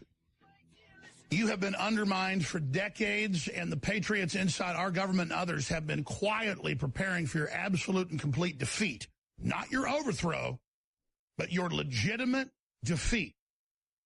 Because you can't overthrow something that's illegitimate. You're just being removed. That's not how words work. Nope. That's not how words work. A lot of people are freaking out right now because they know this is the broadcast that told you they have kill switches and remote control in all the airplanes for at least 25 years. All the modern airplanes. We're the ones that told you they can remote control your car right off a bridge and gave you the documents. We're the one that told you over 20 years ago that television sets were watching and listening to you. We told you they could switch on the microphone in your regular landline, not just your smartphone. But everyone, like that, they weren't the only ones saying that shit. George Orwell said that shit. Yeah, I mean, it granted, he is right that he has been saying a lot of that stuff. Yeah. But I think even he's surprised that he was right. If you take out all of the stuff that he's said that has not come true, that was paranoid bullshit, and only cherry pick these examples of when being paranoid. Yeah. If you're paranoid about everything, you're gonna be right a couple times. Just because you're paranoid doesn't mean they're not always watching you. You know, that kind of thing. And these instances are things that were public. Like, a lot of these things were public.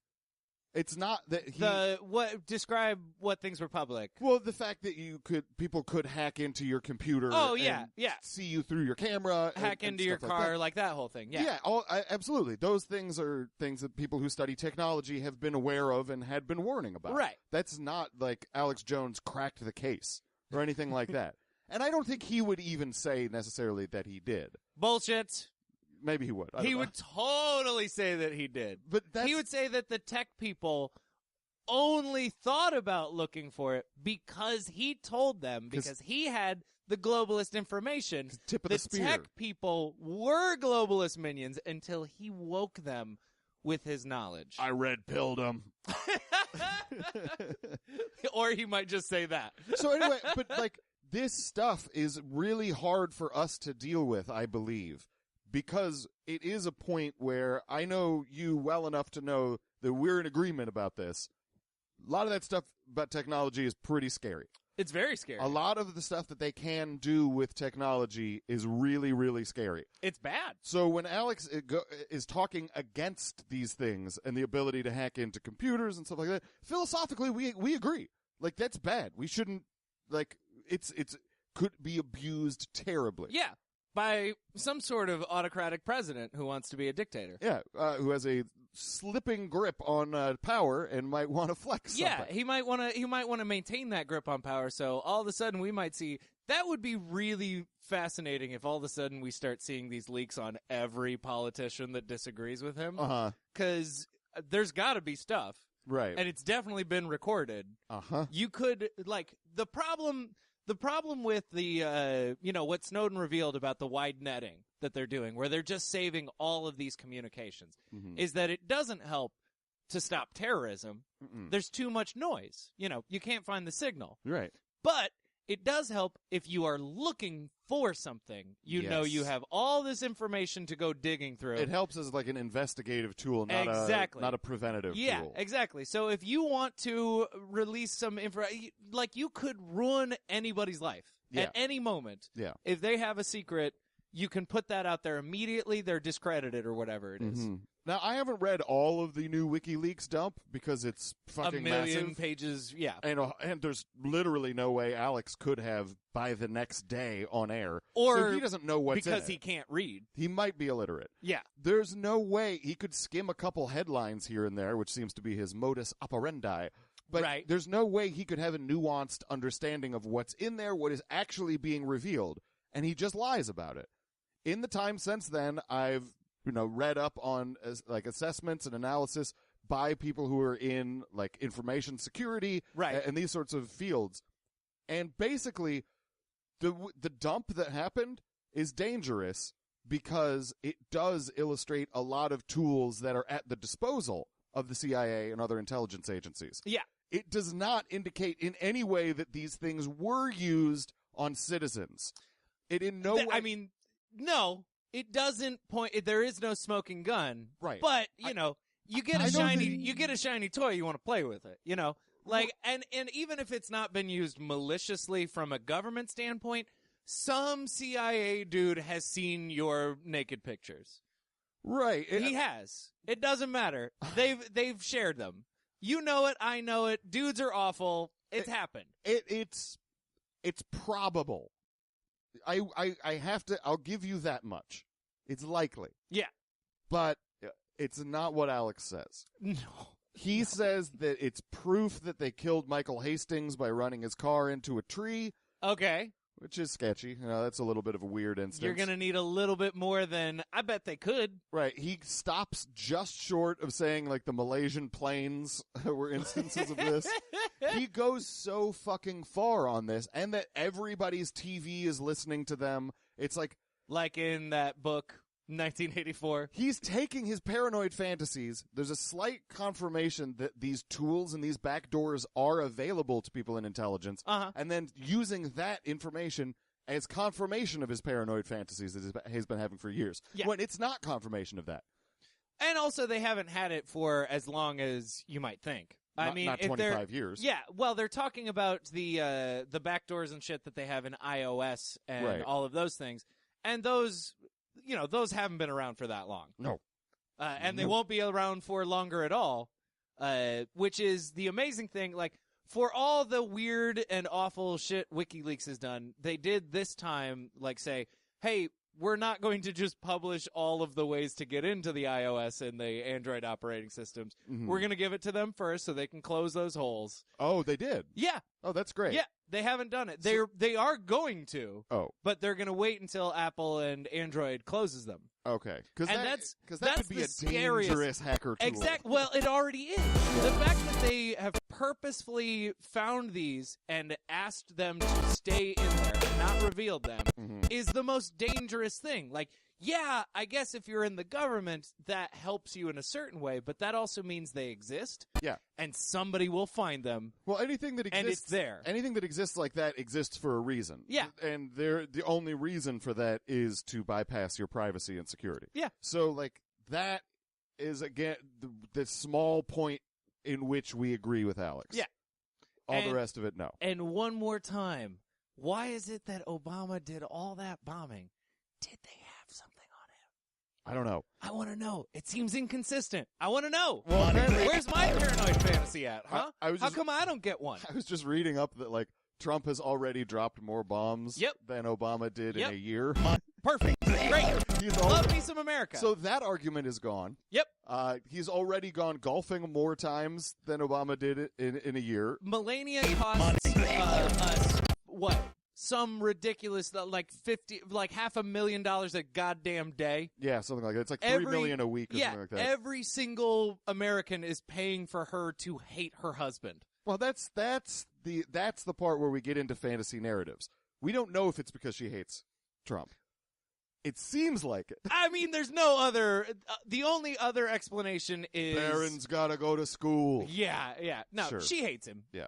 Anyway, And she doesn't want to live in the White House, which I don't blame her for that. Clue Calais, what a frabjous day. I just realized that we still haven't gotten to the point where Alex tells a lie about his history. Ooh. So we still have that to look forward to, but I wanted to unpack that WikiLeaks thing a little bit. Uh-huh. And I'm glad that we were able to do it without calling Julian Assange a Russian agent, which we'll get to later. Oh, great. Not today, but later. Good. We told you everything. And because patriots inside the different agencies were unable to speak out, my show was early adopted, not officially, as a place to dump information. And so I had NSA whistleblowers, corporate engineer whistleblowers, you name it. I mean, you've seen for many years the Thomas Drakes, the William Bennies, the technical head of the NSA come on the show. I don't know what the technical head Is that means. true?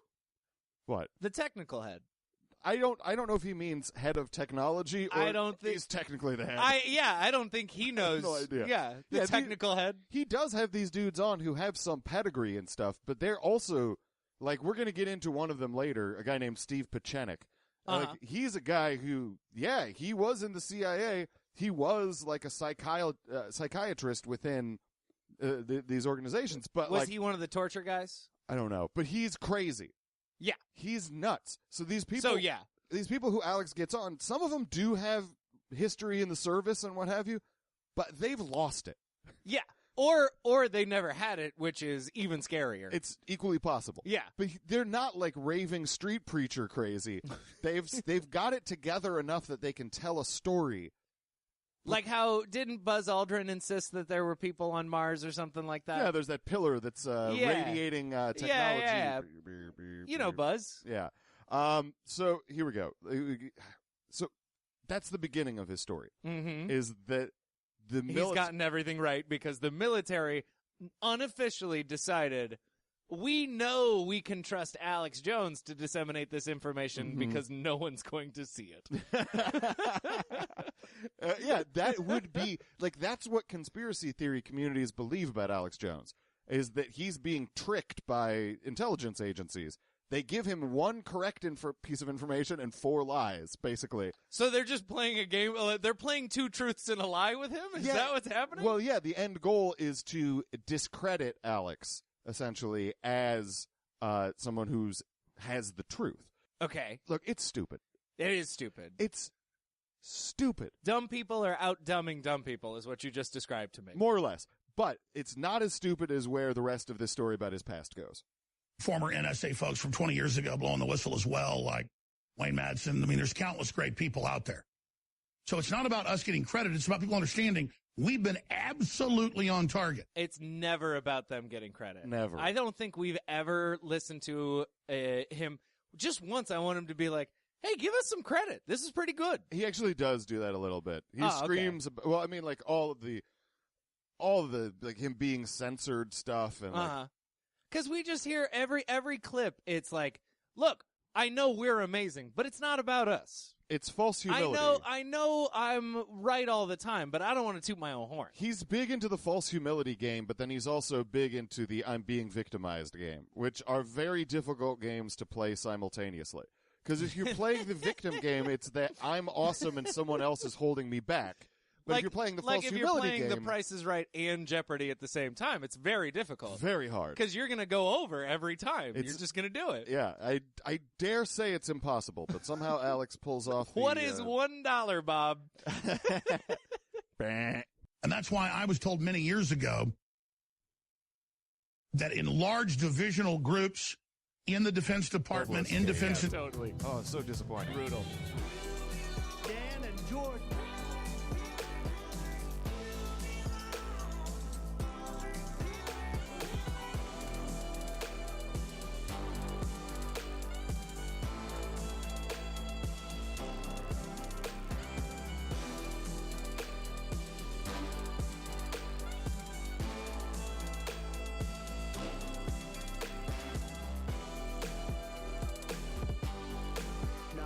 Fight.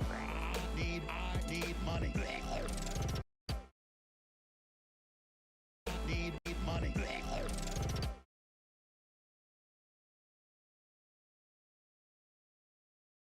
Intelligence in the CIA, in the NSA, in the geospatial group, in all of them, they would call people in entire meeting rooms and say, this guy's young, he's wild, but he's done the research and has the sources. He's dead on. This is the voice of America right here. Like Alex Johnny Jones, Utah? We don't know. He just described Point Break. Somewhat. Yeah. I think he's wild. Yeah. Was Johnny Utah the voice of America, though? But he was my voice. Or let's maybe go with Lethal Weapon. He's Mel Gibson in Lethal Weapon. So, but you get what he's saying? Yeah. The military would call people into boardrooms and be like, Alex Jones is the shit. Yep. No. Yeah. No. What do you mean? No. What do you mean? It didn't happen. Alex Jones was Johnny Utah. He played football. He was a surfer. You know, there's so much water in Texas to surf. Sure, absolutely. He was an undercover FBI agent, as we all know. And well, his family is CIA. You know, that's true. His family is CIA. His dad was a CIA. His dentist. dad was a CIA dentist. Yeah, and he. Jesus. Anyway, here we go. We're killing people. I came up with InfoWar, the way to counter it. Why? We don't have that website. We don't know. This guy's doing it all. He's reverse engineered it. This is the guy to listen to. And I obviously didn't want to tell you that, even though I knew that 15 years ago. And this morning, some folks I know got calls, and they were like, yeah, we got ordered 12 years ago to listen to Alex Jones. SEAL Team 6, you name it. Wait. That's because whoa. Hold the fucking what? They got ordered to listen to Alex. It's an... By instinct, I muted the mic to sneeze, but the mic was already muted, so I unmuted it to sneeze. SEAL Team 6 was ordered to listen to InfoWars. That's fun. Also, I think... Does he think it's been the same, like SEAL Team 6 is the same guys for the past 12 years? Yeah, absolutely. Like it's just been the same dude? Like we got Dan and he's just been there the whole time? Now he's 65. Yeah. But damn is he good in a pinch. Oh, man. He can fly a goddamn helicopter like a motherfucker. I don't know how, but he always keeps his feet dry. Which is important when you're in country. Yeah, absolutely. It's insanity. Who would order somebody to listen to InfoWars? Now, boys, tighten up the boots. You don't even listen to InfoWars that much. I do. Oh, that's true. Yeah, that's true. But well, Soros ordered you to, so there is that. That's right. I got my marching orders from old Georgie boy himself. Discredit. That's what George That's Soros what he said sounds to me. like. Yeah. Sounds like Palpatine. His fake laugh's still more convincing than Alex Jones's. Anyway, he still hasn't gotten to the depths of this fake narrative about his past. Did it. We resisted. We stood up. InfoWars is on target. And if people want to know some of the conversations I've had with Trump, it's been about Yeah, totally. Oh, so disappointing. I can't believe the intelligence community loves you so much. You've been dead on for 20 years? Wow. Yeah, I'm just now learning about all this. The intelligence community that Trump hates loves Alex so much, which is bizarre. Well, Trump is just surprised by how much they love Alex. But again, it goes back to this narrative. There's a split well, in the intelligence Patriots community. within the intelligence community. Bingo, yeah. They love Alex Jones so much. Right. But the pencil necks, who the chicken necks, sorry about that. Pencil pushing chicken necks. Regional insult action. It's a Coke going on soda there. thing. Yeah. Now, they, with their wooden American flags, just refuse to bow down to President Trump. Absolutely. And they do not like Alex. No. But then the other thing there... Even though they were ordered 12 years ago to listen to him. Yeah. Maybe they did, and they're like, this guy's full of shit. We're in the intelligence community. We know how to fact-check things. And this guy is a liar. But, like, the other thing there at the end is that, like, he says that in his phone calls with Trump, he's like, I'm just starting to learn about these things, which undercuts the narrative that he's been in Americana sleeper cell since he was 20. Well, he's just starting to learn about the real depths of the globalism. They were speaking from the same playbook, but Alex was getting the information straight from the NSA for 20 years. You may be right. Trump has just been being the good man. You know, if he got this information... Great man. If he got this information, he would be compromised. That's a good point. Also, I don't have a clip of this, but there's a point where Alex goes into like this story about getting some like classified documents when he was younger. And Wait, what? Yeah, so like the never-ending story. Like he goes into a library and finds this magical classified book. As I recall, the way he says he got them was some guy pulled up in a car and gave it to him. So this guy gives him these documents, and he shows it to his dad, and he's like, "Oh, yeah, we got to burn these." His dad is like, he's like, we went out on my dad's land. He's got some great land in Texas. We just burned them because his dad is like, they're trying to set you up with this classified information. If you get found with this, you're going to go down. And so they burned the documents. Well, I think that's even a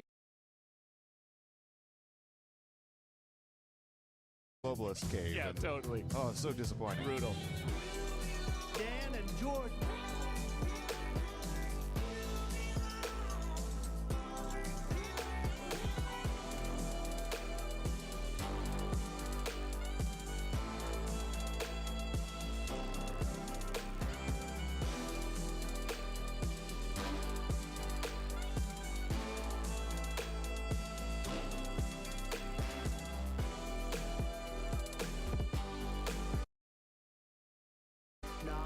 Fight. I need money.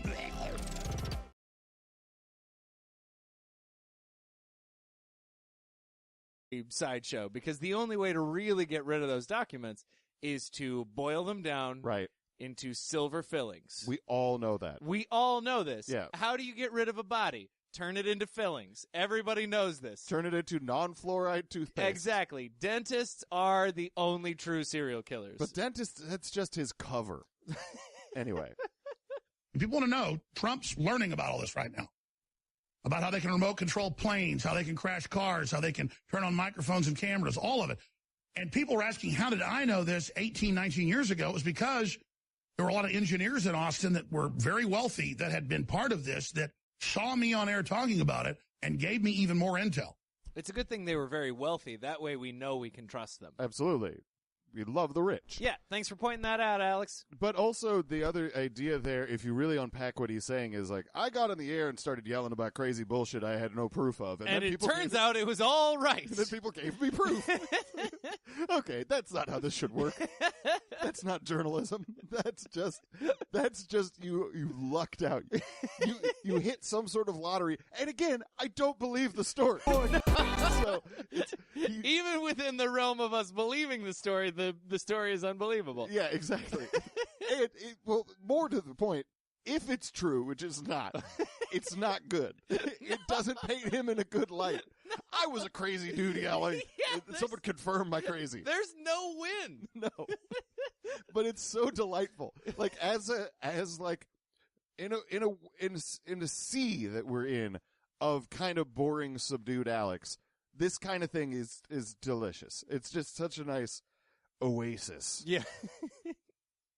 And Bill Clinton ordered people to surveil me. He ordered from our intel people to beat me up, to break into my house, to do a lot of really nasty stuff, try to set us up. And then all of a sudden, chicken necks. They couldn't beat him up. They weren't real men. No. Sudden, the decision was made before Bill Clinton even left. The military said, we're not doing this to Alex Jones. So they persecuted me up front and then decided this is a patriot. What the hell are we doing? Because they were surveilling me and turned me loose. So I've been in the jaws of this system by the grace of God. Ugh. And it's just the right place, the right time, family background, being from Texas, people knowing I'm for real, that we've been leaders for at least 15, 16 years, hardcore, inside the government, because other people couldn't talk about this stuff. And they would say, you listen to Alex Jones, and you're ordered to listen to this. They'd be, what, the conspiracy guy? And they're like, it's not a conspiracy. He's dead on. This is the intel on the whole program. Listen to Jones. He's got it all. Because I've done the research. I've read the globalist books. I'm not that special, folks. You go read Carol Quigley's books, and you go read Bertrand Russell's books, and you go read Zygmunt Brzezinski's books, and you read Galton's books. Some of the stuff's 170 years old. Most of it's 60, 70 years old, 30, 40 years old. It's all there. I just read all the books. What's all People there? act like they're professors. They act like they're intel analysts. They act like they're researching. They're not. They're just trying to act cool. I did it, and I'm not bragging. Yes, you are. I love how he goes immediately from the intelligence community was ordered to listen to me because I'm so right. Right. I'm the only one who's real. Yeah. I'm the greatest broadcaster in history. I'm not saying this, to tell you how great I am. I'm not bragging. I'm not bragging. No. I would never brag. False humility. I'm just letting you guys know this is God. The delusions of grandeur within that little clip right there. That's amazing. Yeah, it's next level That's shit. incredible. Mm-hmm. Mm-hmm. Yeah, that's and we were getting to, like, talking over that clip a tiny bit, was he doesn't say what it is. No. It's all in there. Yeah. You haven't read these books. What books? What's in the books? I've just been reading the globalist books. Right. Some of them are 140 years old. Is he then saying that the technology to watch it through your TV? More or less. Or at least the plan. 12 dimensions. Okay. We're back to We're that. back to the 12 dimensions. You're right. But then That's like some J.K. Rowling shit where you can just wave your hand with 12 dimensions and everything makes sense again. Yeah. We have to also put a really fine point on this, that he is so making the point that he's done the research, he's studied these things, and he's right about everything. Yeah. Not to brag, though. Well, It's by the grace of God that he's right about everything. but more importantly, we've consistently shown that he doesn't know about the things he reads.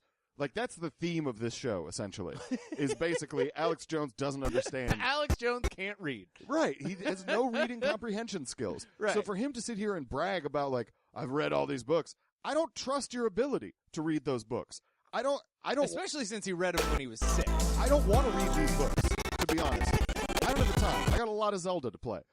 So I'm not going to go and read these books. But That's the new running theme of this podcast. I guarantee. I'm sick of debunking Alex. I got Zelda to play. I guarantee if I read these books, they wouldn't say what he thinks they say. I am positive of that. Yeah. Anyway, this clip isn't over. I think he brags a little bit more. Very humbly. So I told you big leaks are coming. Giant leaks are coming. And I said Trump doesn't want to have to release all this because it can really hurt the country and hurt our intelligence gathering capabilities overseas. But it's all being done illegally by rogue groups to enslave the country, to blackmail, to have servers acting like they're in Russia, attacking things, which the intel community knows. Because they've got systems above that watch it. What? And they know they've been trying to set Trump up with Russians. And that's all come out in the news. It's up on Infowars.com right now, Dr. Corsi. That's not the Vault news. 7, CIA can stage fake Russian hacking to undermine Trump. CIA kept Russian cyber attack techniques handy for false flags. Wait, and hold they it. did it to Trump. What? But the intel community then looked in Congress at the claims, and they were fake. That's why they kept saying Trump's got a secret server. Yeah, they were running one right out of a van outside the Trump Tower trying to spoof his IPs, and they rolled the whole thing up, folks. No, they didn't. But they, you know. So he's saying that in WikiLeaks they Yeah. revealed that the CIA specifically points out that they have the tools to perform false flag Russian operations against Trump.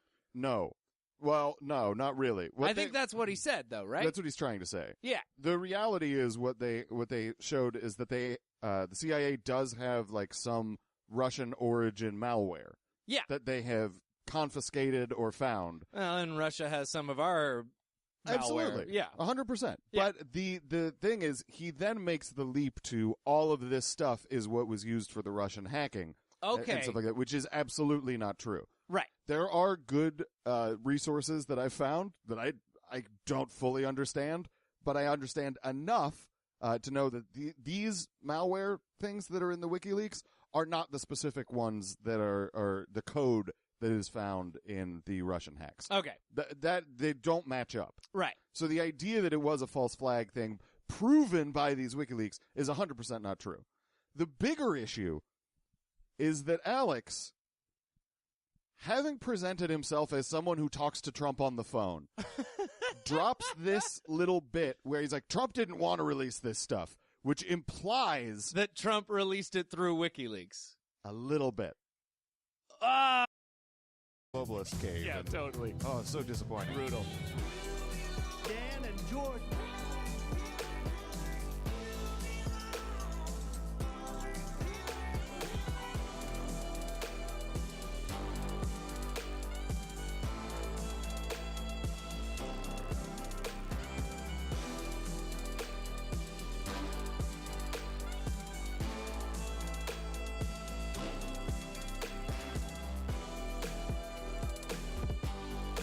Knowledge fight. I need money.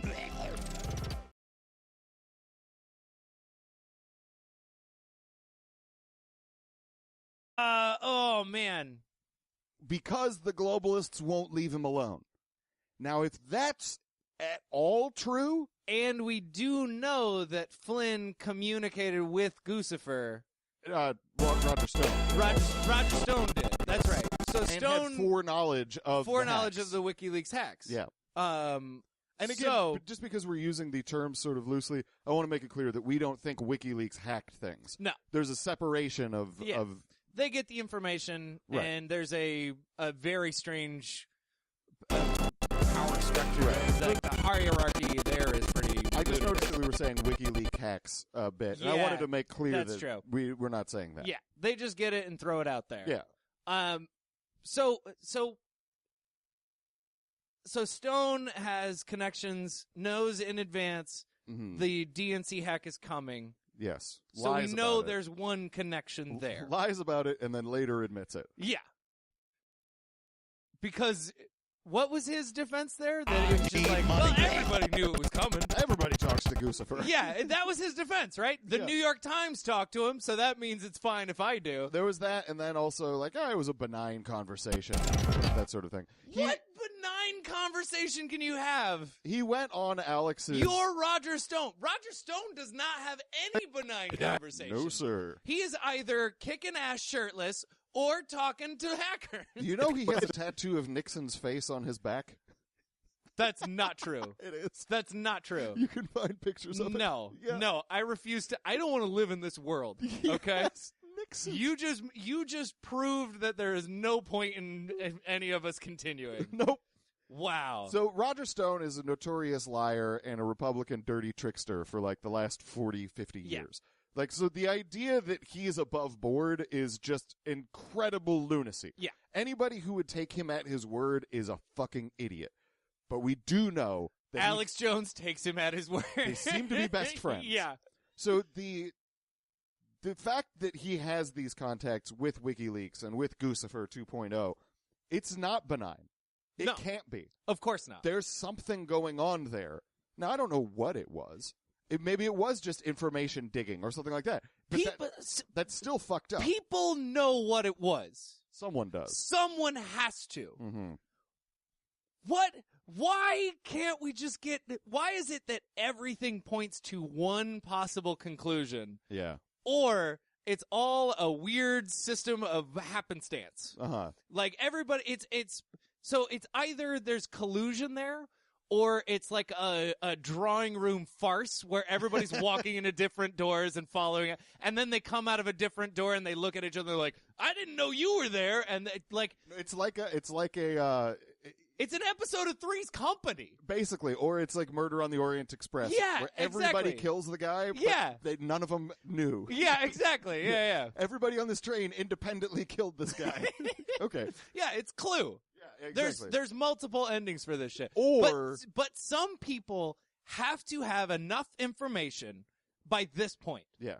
There's no possible way there isn't enough information to go one way or the other. I think Roger Stone might be close to getting a real polonium poisoning. I think he's in danger. The ambassador's dying. Yeah.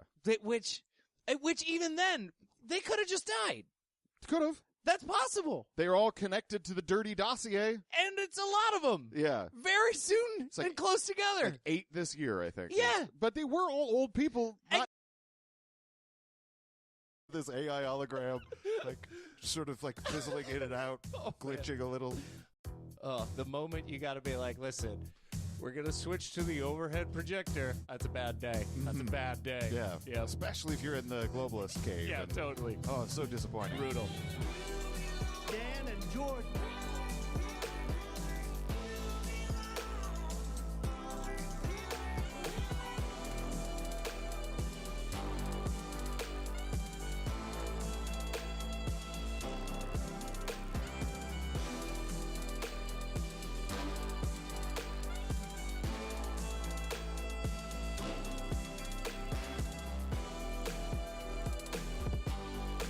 Knowledge fight. I need money.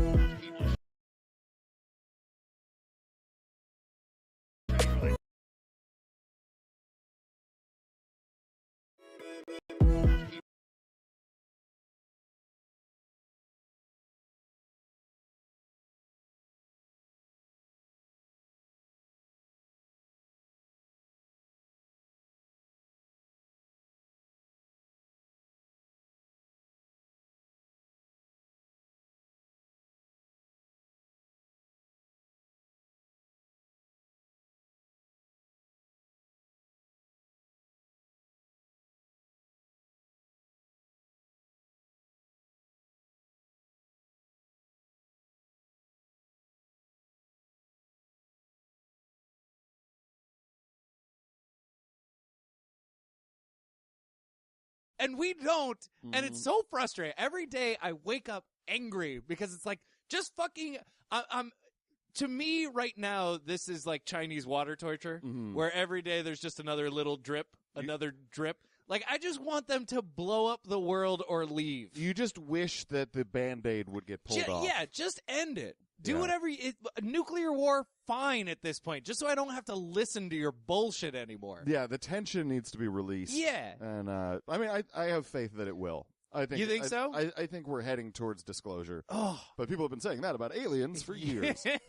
Anyway, Jordan, it's time. Which, in specific, Alex Jones has said about Trump in the past, right? Yeah. Well, he's suggested it. Yeah. He's never outright said Trump will tell us about aliens. But it wasn't the first, like, they was talking with Rogan, right? Where he's like, oh, the first thing I would ask is, where are the aliens? Well, that's what Tell me Rogan about said. the aliens. Yeah. Yeah, but I think Alex is more interested and more very overt about he's going to give us immortality technology. That's true. So I don't know about that. Alex does want to live forever. Speaking of Rogan, it's time for us It's time now. for some Eddie Bravo. It's time for us to get to the star fuckery portion of the show. Over this last week, Alex has been going into overdrive in terms of booking guests who are celebrity in nature. Anything to distract. He had some military folk on who were a little bit scary in their commitment to Trump. Oh, no. In a way that felt like it wasn't just because he's the president. Felt very weird. But then, beyond that, he's had a string of celebrity guests this week. Mm-hmm. He started the week on Wednesday. He had Eddie Bravo in studio, which we're going to get into. And then also, at the end of the week, he'd been teasing this for the entire week. He had Jesse James, motorcycle impresario, and former reality TV star and Nazi. Wait, what? James. Jesse James is a Nazi? You don't know about that? I did not know about that. Now, I can't say that he's a Nazi. I avoid celebrity everything as much as possible. I can't say that he's a Nazi, but it doesn't look good. He's got some Nazi in him. He was wearing a Nazi hat and put two fingers over his top lip, indicating sort of like a Hitler mustache. Right. And Sieg Heiled in a picture that was released in 2014, which is just could be goofy. Isn't that? No, I think I do remember that one because the internet got oh boy, we got him now. Right. We're going to be mean to him for a day until we ignore him again. Now, I can't say that proves anything because people take dumb pictures all the time. People are dumb, especially rich, entitled white people. Now, here's my They're question. going to do dumb shit. Why does he have a Nazi hat? That's number one. Why don't you have a Nazi hat? It's a great question. Number two. This is my other piece of evidence that I think Jesse James is a Nazi. His business is called West Coast Choppers. Okay. And their original logo was very similar to the Nazi Iron Cross. Almost identical. Oh. He then, a couple years later, changed his logo, and it was basically the Nazi eagle. It's just that bird. So he's just cycling through imagery now? And he calls that new logo the War Bird, which is... Oh, I don't like that at all. No. It's not proof, but man, it doesn't look good. It doesn't look good. Now. It's a coincidence. Another piece of coincidence. Oh, boy. After he got divorced from Sandra Bullock, he started messing around with this lady named Michelle Bombshell McGee, who is a bit of a Nazi. Wait, he was married to Sandra Bullock? Yeah, that's crazy. Is Sandra Bullock a Nazi? I don't know. She divorced him and adopted a African-American baby, so I don't know. So... Wait, am I just thinking of the plot of The Blind Side? Yeah, I don't know what just happened right there. What just happened? I don't know. So this lady, Michelle McGee, also known as Bombshell, right? She has a tattoo on her leg, on the back of her thighs, WP, which is notorious in circles as white power.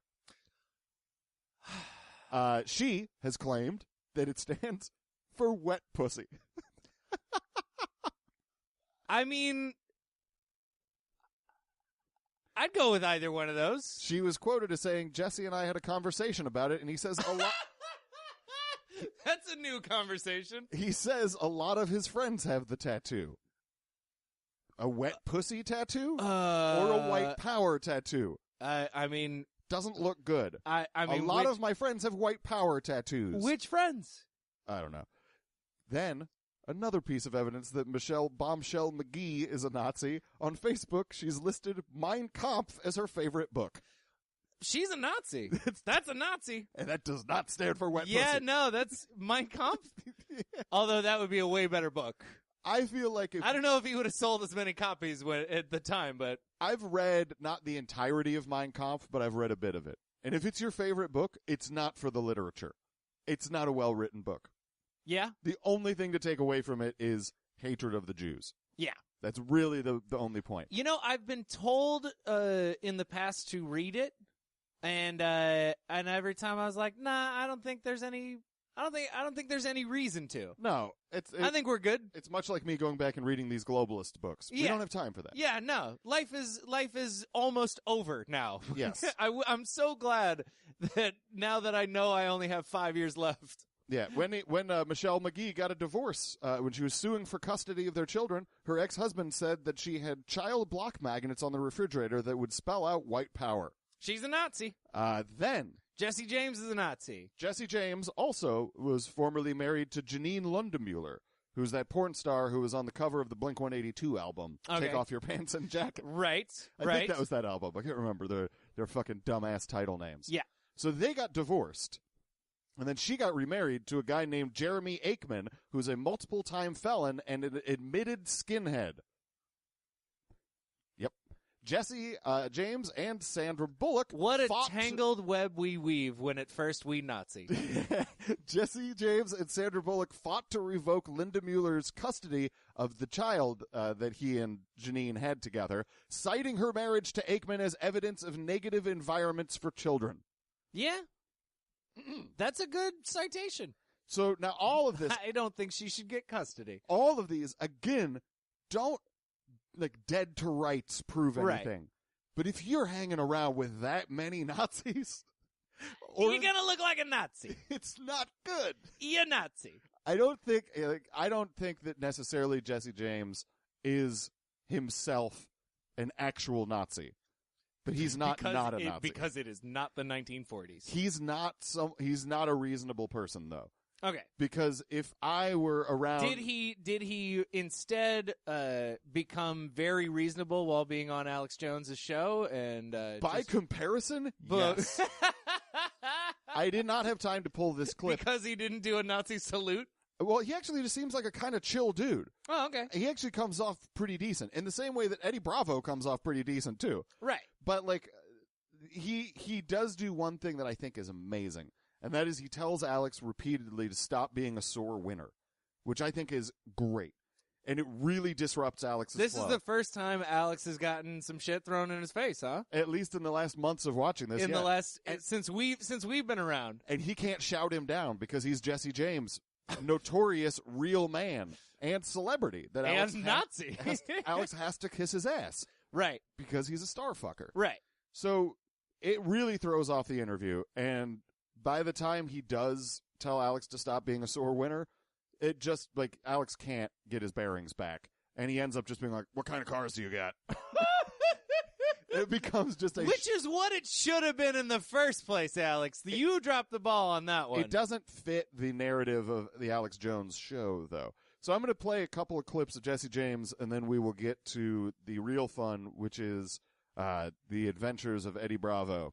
But this one, actually, Jesse isn't in. It's just Alex lying real hard. Ronald Reagan met him and never did this and wrote a letter back saying, I felt like I met the president, not the other way around. And there's people that have known him 30-plus years, and they knew. He's talking about Trump. That didn't happen. What? That didn't happen. Reagan met Trump? Yeah, Reagan met Trump. Reagan didn't meet Trump, did he? Did. Yeah, he did? When Trump was much younger. There's a picture of them shaking hands. Uh-huh. And all right. We're going to listen or watch everything I have so far in the video, and going to try to make notes of what's missing. I know of most of it is Dan and Jordan talking is what's missing. I want to see if there's other stuff.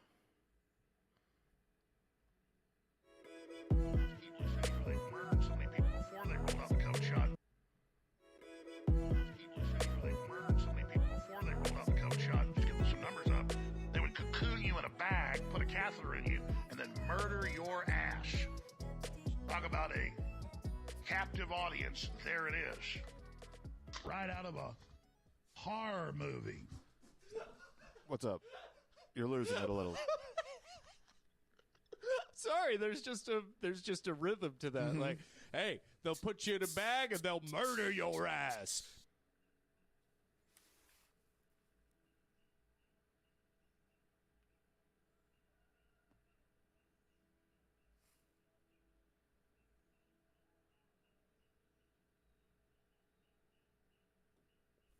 Well, there's an earthquake happening.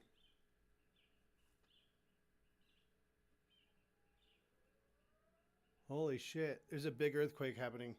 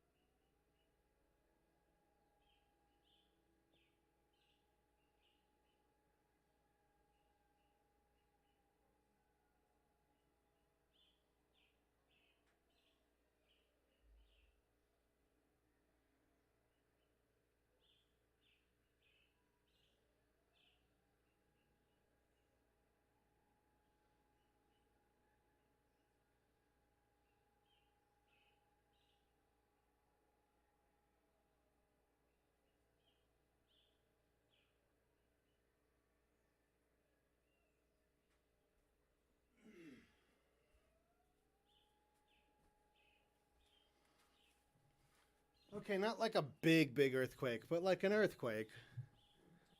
Yeah, I live in the south of Mexico. And we do get them sometimes.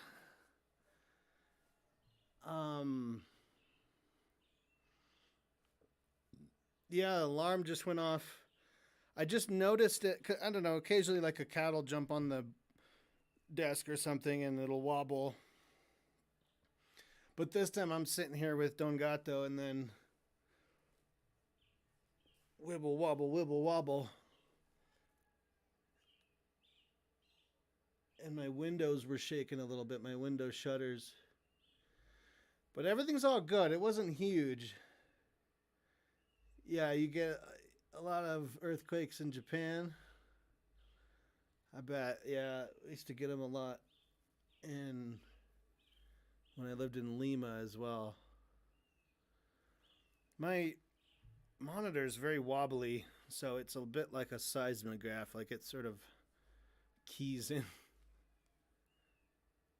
But everything seems fine. It doesn't seem like there's like any buildings falling down from what I can see. I got a pretty top view, a high view of the city. But it was noticeably shakeable. And then we could hear the alarm go off. Anyway, let's take it back. Let's see what's going on. Before they rolled out the COVID shot, just give them some numbers up. They would cocoon you in a bag, put a catheter in you, and then murder your ass. Talk about a captive audience. There it is. Right out of a horror movie. What's up? You're losing it a little.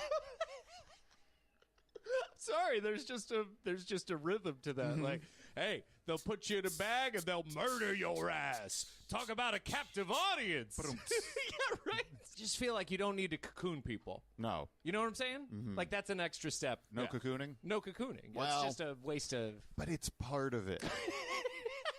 The demons tell them to cocoon people, and so they must. I mean, it's like metaphorical. But honestly, maybe it's not demons. Maybe it's large holograms that appear in boardrooms. Could be. And the executives go into these hologram rooms in corporate America and the government, and it goes, and a avatar head pops up and says, "Here is the command recommended progress action to expand the overall directives." And then they sit there and go, "Yes, launch operation." And the human gives the AI the final order, and it goes forth. Imagine they go in a room, they're there, hologram of a AI avatar, looks like a person. I'm told in most of the systems it's a beautiful woman. Sure. And then they talk about the battle plan and what they're going to do to us, and the AI estimates in different reports how long until they've got total life extension or basically immortality, they believe. This sounds legit. What? You don't think that super attractive lady holograms are plotting the demise of humanity in Fortune 100 boardrooms? I just Seems legit. I have the mental image of like the Power Rangers going into the wrong cave. Yeah, and no just shit. There's a bunch of executives there getting a different set of orders, and oh, sorry guys, we thought we were talking to Zardon or whatever. Yeah. Yeah. Seems like a lot of pageantry for what the goal of what one of these meetings would be. because you know, if this meeting takes place as described, that means that weeks in advance, one of these guys was like, "Hey, Marissa, we got to make sure we have the 3D model up. We got to have the hologram all set up. If anybody fucks up, everybody's dead." Right. Right? Because you would have to kill people. I assume you'd have to kill people anyway. Yeah, right. Right? There's so They've many seen the people who hologram. die for every goddamn meeting. I've been to like all hands meetings at companies and stuff, and I've been there when like something hasn't worked exactly, like a video didn't play right. And I just imagine this AI hologram like sort of like fizzling in and out, glitching a little. The moment you got to be like, listen, we're going to switch to the overhead projector. That's a bad day. That's a bad day. Yeah. Especially if you're in the globalist cave. Yeah, totally. Oh, it's so disappointing. Brutal. Dan and Jordan.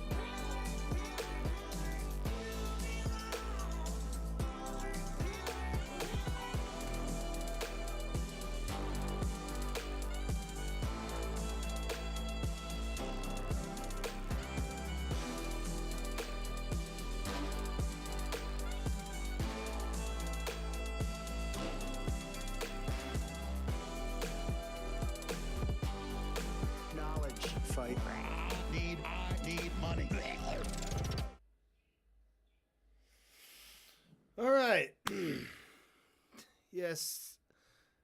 Thank you, Veronica. My headache is pretty much gone now. There's a tiny twinge of it that keeps threatening to come back. If you know what I mean. It's just sort of like there. But so I think I can deal with that. For my intro and outro, I obviously have to add all the sound bites, but I thought it was better to add those once I had all the timing down, so I know how much I have.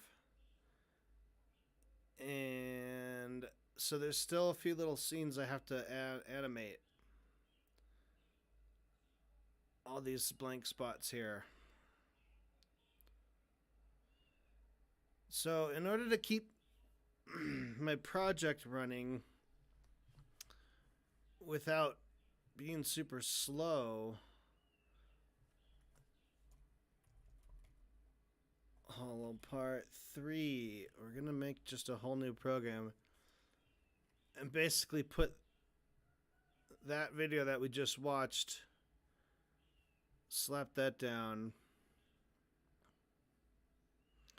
and kind of work from this as our workstation.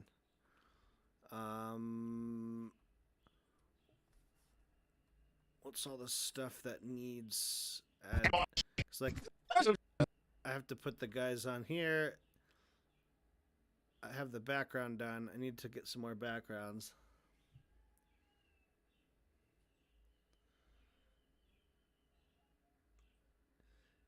Yeah, glitchy hologram overhead projector.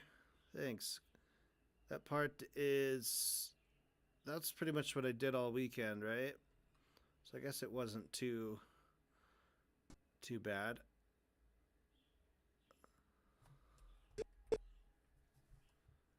So let's see, from here...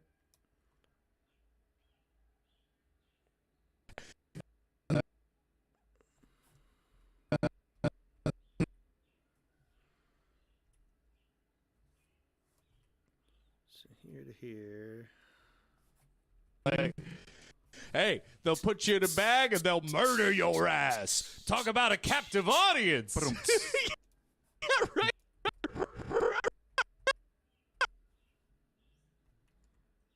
Right.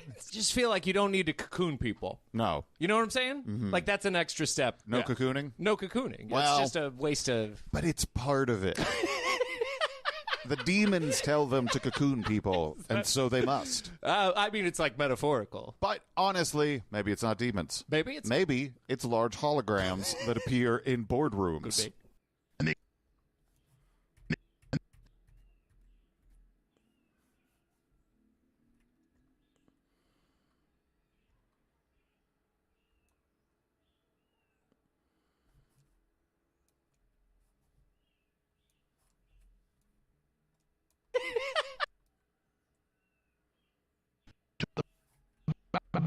battle plan and what they're going to do to us, and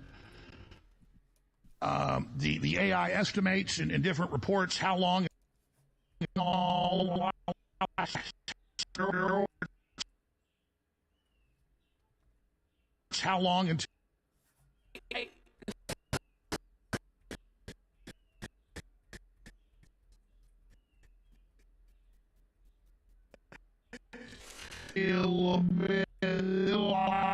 they believe.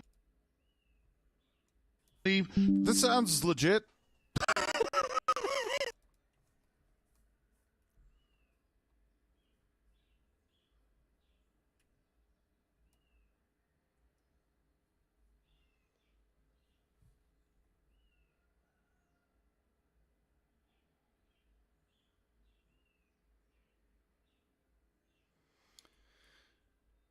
Talk about a captive audience would be hilarious right after the we don't have to subscribe.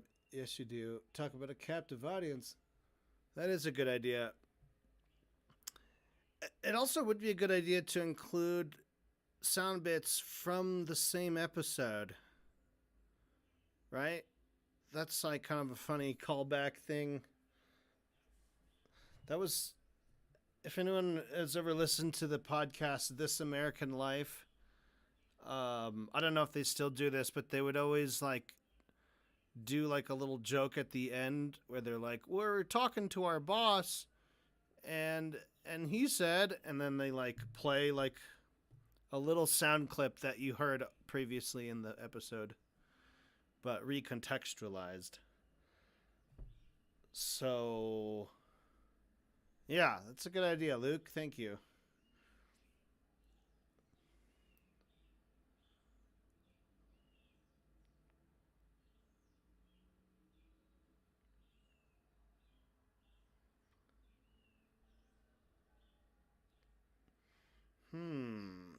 So right now we're generating proxy media. And basically right now I'm laying out, I'm trying to basically help my own brain just to lay everything out and look at what I have to do still. And then I can just chip away at it one at a time, right? From left to right. But that's the only way I know how to do stuff. You just got to do them like one little bit at a time. But I get so I can kind of lose my place mentally and like not knowing. I don't know. I had several just moments where I was just like, this video is too much. I can't do it. Like I just really doubted my ability to even make like a thing. And just get everything ready, but I'm already like so far into it that I'm sure I should be able to finish it. I just need to just take it a piece at a time, right? Like I knew I had to do the intro and the outro visuals stuff, so I just did that. I took my time and didn't try to finish the whole video tonight. I just did the little piece of it.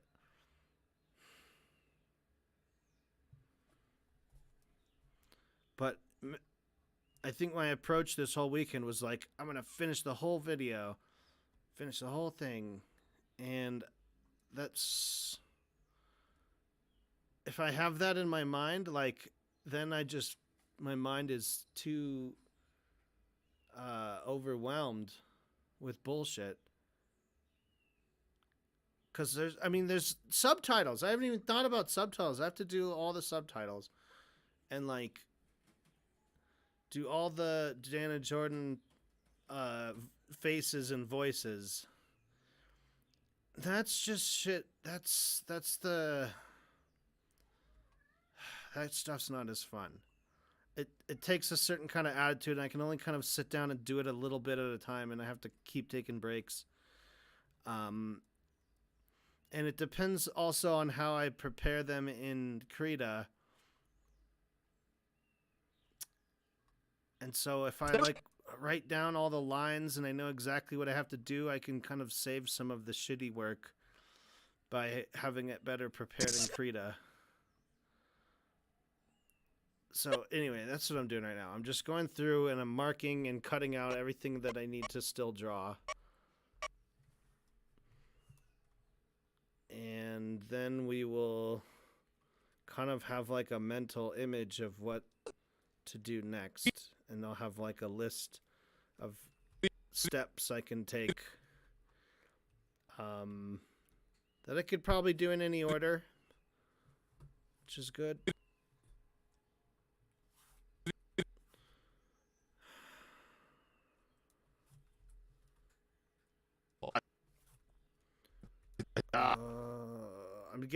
I'm getting frustrated by seeing these blank spots more and more. I just want them to go away. I want to fill them with the actual video.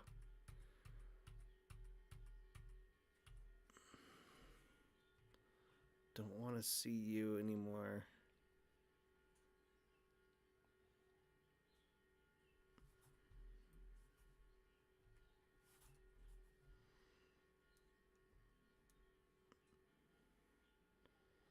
Okay, that's it to the end. So this is all I've got. All these lime-colored clips here is what I have yet to do.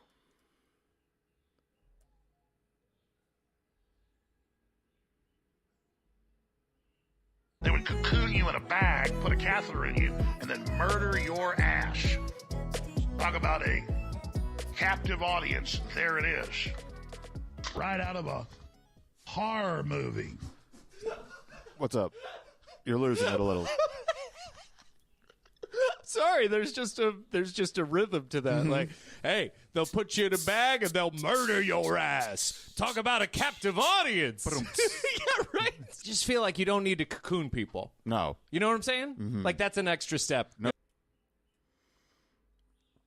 All right. How much time is that all to get there?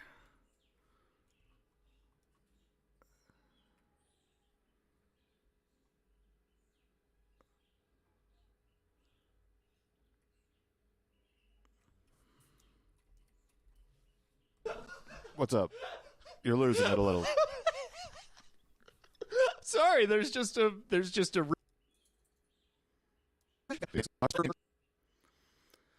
So this is a minute 27 seconds total of shit that I still have to animate. I'm going to export this just as it is, of just what we have to do. TBD.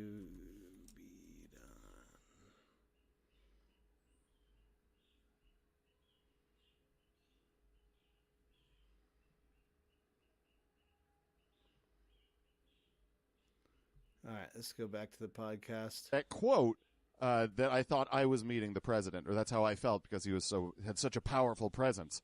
He never said that. Never said it. No. I did some research on it. I tracked it down. Alex is quoting a meme.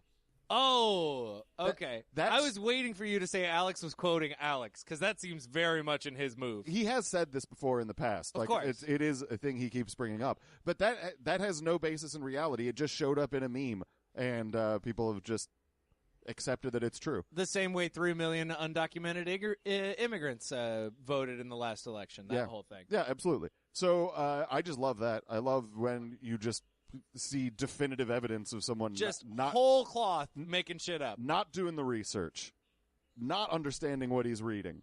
It would take a 20-second Google search to find the origin of that meme. It's so easy. The only thing that's strange, and it even surprised you, is that Reagan did meet Trump. Yeah. Like, that is weird, and because it's so weird, and there's a picture of it, that's why someone created this meme. Yeah, of course. So this clip is a little bit longer, but I'm going to cut it off in the middle. That would be why wouldn't you instead make the meme about when the Clintons were hanging out with Trump? Mm-hmm. And instead it's like Hillary 20 years ago said, Trump's wow, amazing. it felt like I met the president. That would be a good meme. Yeah, but Reagan's dead. Reagan is dead. So you can lie and he can't rebut it. Well, I mean, in his later years, he couldn't rebut it either. That might have been when he met him. But also, so it might have been true. I want to say this. Mainly because Reagan thought he was meeting FDR. Yeah. He can walk again? Holy shit! So I want to point this. What's up? You're losing it a little. Sorry, there's just a rhythm to that. Right? Just feel like you don't need to cocoon people. No. You know what I'm saying? Mm-hmm. Like, that's an extra step. No cocooning? No cocooning. Well, it's just a waste of... But it's part of it. The demons tell them to cocoon people, and so they must. I mean, it's like metaphorical. But honestly, maybe it's not demons. Maybe it's large holograms that appear in boardrooms. Could be. How long until they've got total life extension or basically immortality, they believe? This sounds legit. What? You don't think that super attractive lady holograms are plotting the demise of humanity in Fortune 100 boardrooms? I just Seems legit. I have the mental image of like Seems like a lot of pageantry for what the goal of what one of these meetings would be. because you know if this meeting takes place as described, that means that weeks in advance right because you would have to kill people. I assume you'd have to kill people anyway. Yeah, right. There's so many seen the people who hologram. die for every goddamn meeting. I've been to like all hands meetings at companies and stuff. And I've been there when like something hasn't worked. All right, that's all there's to draw. And then there's the audio posting of the outro. Okay, so we have to still do the AI estimates and different reports thing. We have to draw Dan and Jordan, do laugh, talk, etc. And we have to do the outro clips. Outro audio clips. And then we gotta do a thumbnail. And all that. Alrighty. Well, my sleeping cycle is very messed up. Because I basically went to bed yesterday afternoon and slept until about 1 a.m. And now it's 6 a.m. And, yeah.